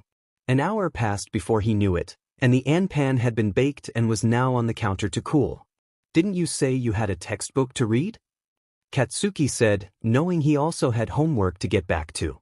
Deku groaned dramatically. Yeah, I should probably get back to that. Ugh. Have fun with your brainy sheet, nerd. See you tomorrow. Thanks, Kaken. See you. Katsuki hung up, smiling to the privacy of his dorm room, then turned to glare at the anpan. You better if ain't taste good, he grumbled at them before going to finish his homework. It was only during the next day's lunch break did he realize he hadn't thought about actually giving the sweet rolls to Deku. He could just be chill about it, but if Deku tackled him like he did yesterday, there might be a problem. Thankfully, he got there before Deku, claiming his same spot as yesterday, then setting the Tupperware of anpan on the table in front of him. He immediately had to slap Kaminari's hand away. Nope. Kaminari pouted at him. What? Why not? Not yours, dumbass, Katsuki snapped. Another thing he failed to think of, his idiot friends. He wasn't stupid. He knew that his feelings for Deku, to an extent, were obvious enough for at least some of his friends to notice, but he did not want them to start getting ideas. This was not an attempt at courting. He didn't need any more offers of wingmaning, and even worse, he didn't need them meddling on their own accord. They would probably have good intentions, but that could seriously F things up. Hopefully, Kirishima would handle them. Kaken! Deku called loudly, waving a lanky arm above his head wildly, wearing a FING All Might hoodie. He jogged up the grassy hill, Half-C and Four Eyes behind him. Round Face and her girlfriend were already at a table, chatting with Mina. This is a friendship thing, so don't start, Katsuki hissed to Kirishima next to him as Deku approached, not giving time for a response before grabbing the box of anpan and holding it out to Deku. Here. Deku blinked down at the box, seeming lost. What's this? Katsuki pushed the box further towards Deku, making him take it. Anpan, obviously. For me. Katsuki suppressed an exasperated groan. Deku was really intent on making this difficult for him, huh? Why else would I be giving it to you, dummy? Deku blinked at him with his dumb bright eyes, then broke into a grin. Oh, thank you. Yeah, Katsuki managed. Deku sat down, smiling at the box like it was something far more special than FNG bread, and Katsuki celebrated a bit internally.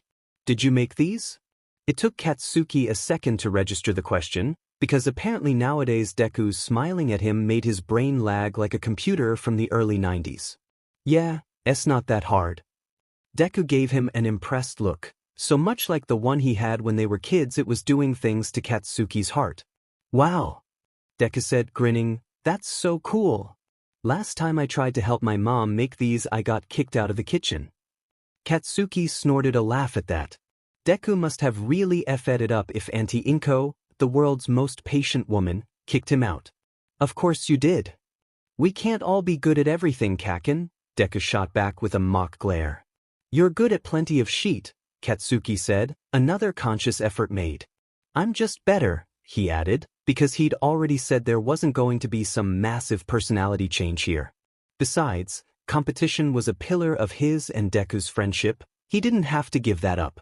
Deku stuck his tongue out, and then lunch went on as normal, friends talking and shouting at each other across tables. Katsuki didn't miss the looks he was getting from Shiro, Kaminari, and Mina, though, and he might have to deal with those later. But for now, he was content with today's victory, ready for the next thing.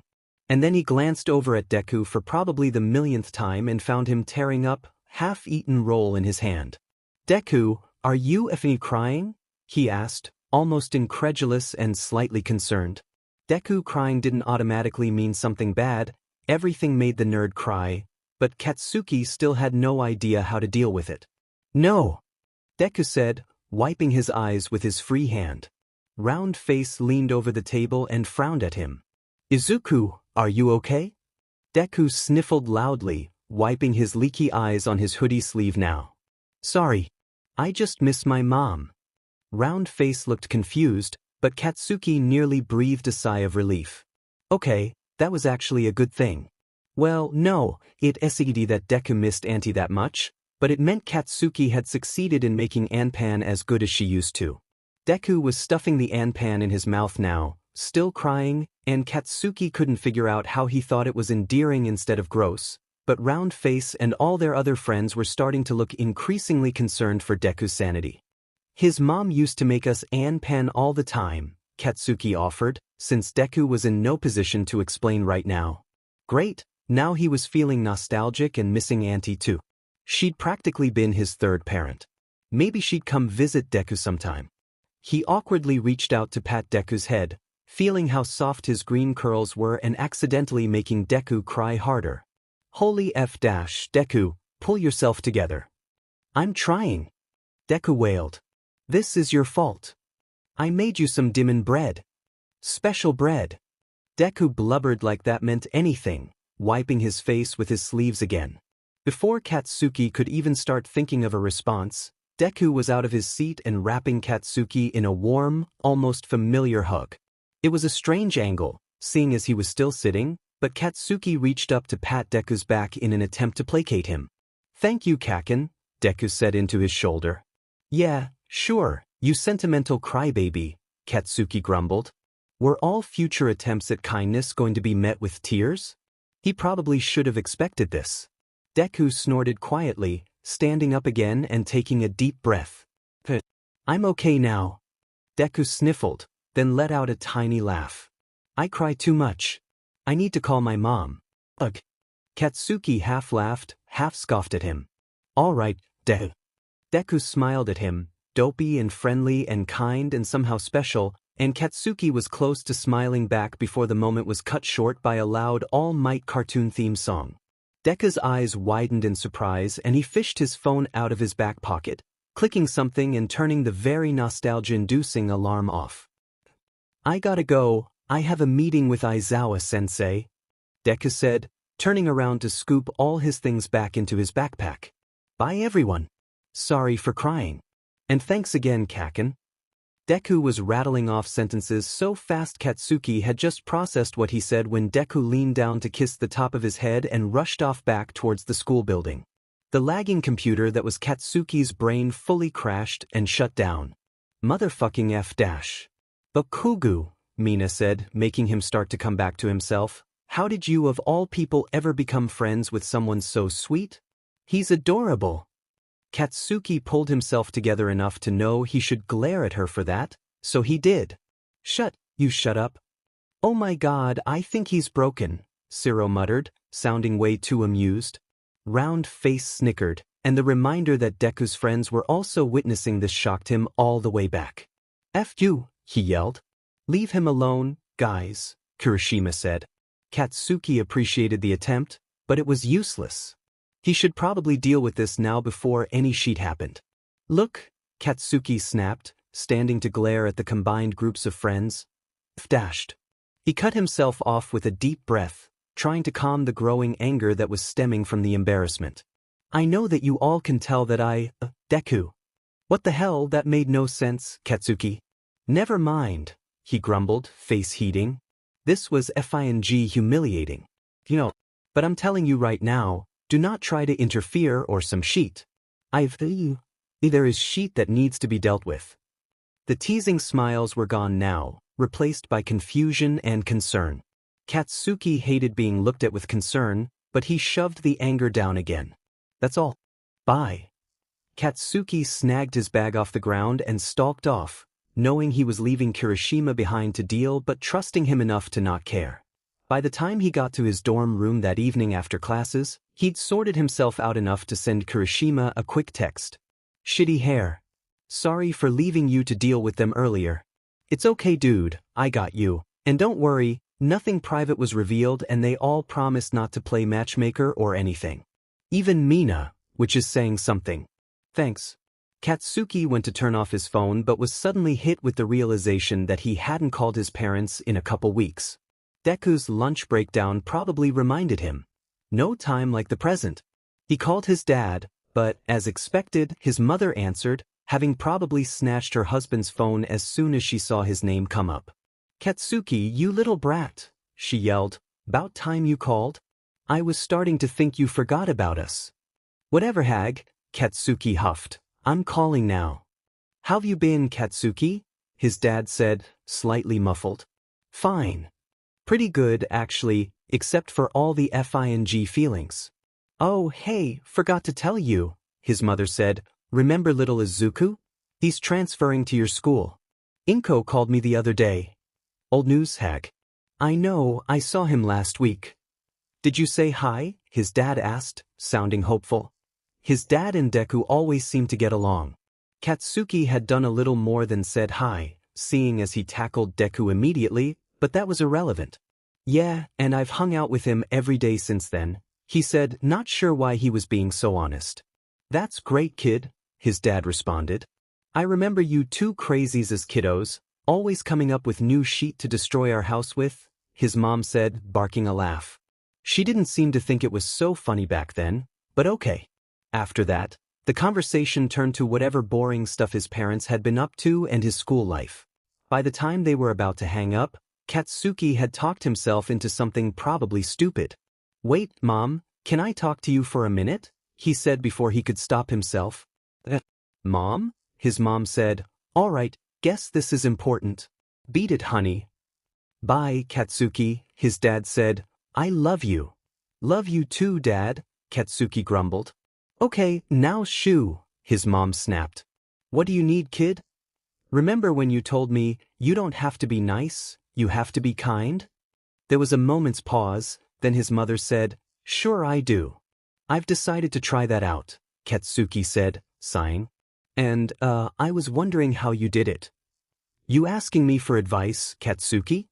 Katsuki groaned, wanting to throw his phone across the room. Yes. I'm flattered. Let me think for a second.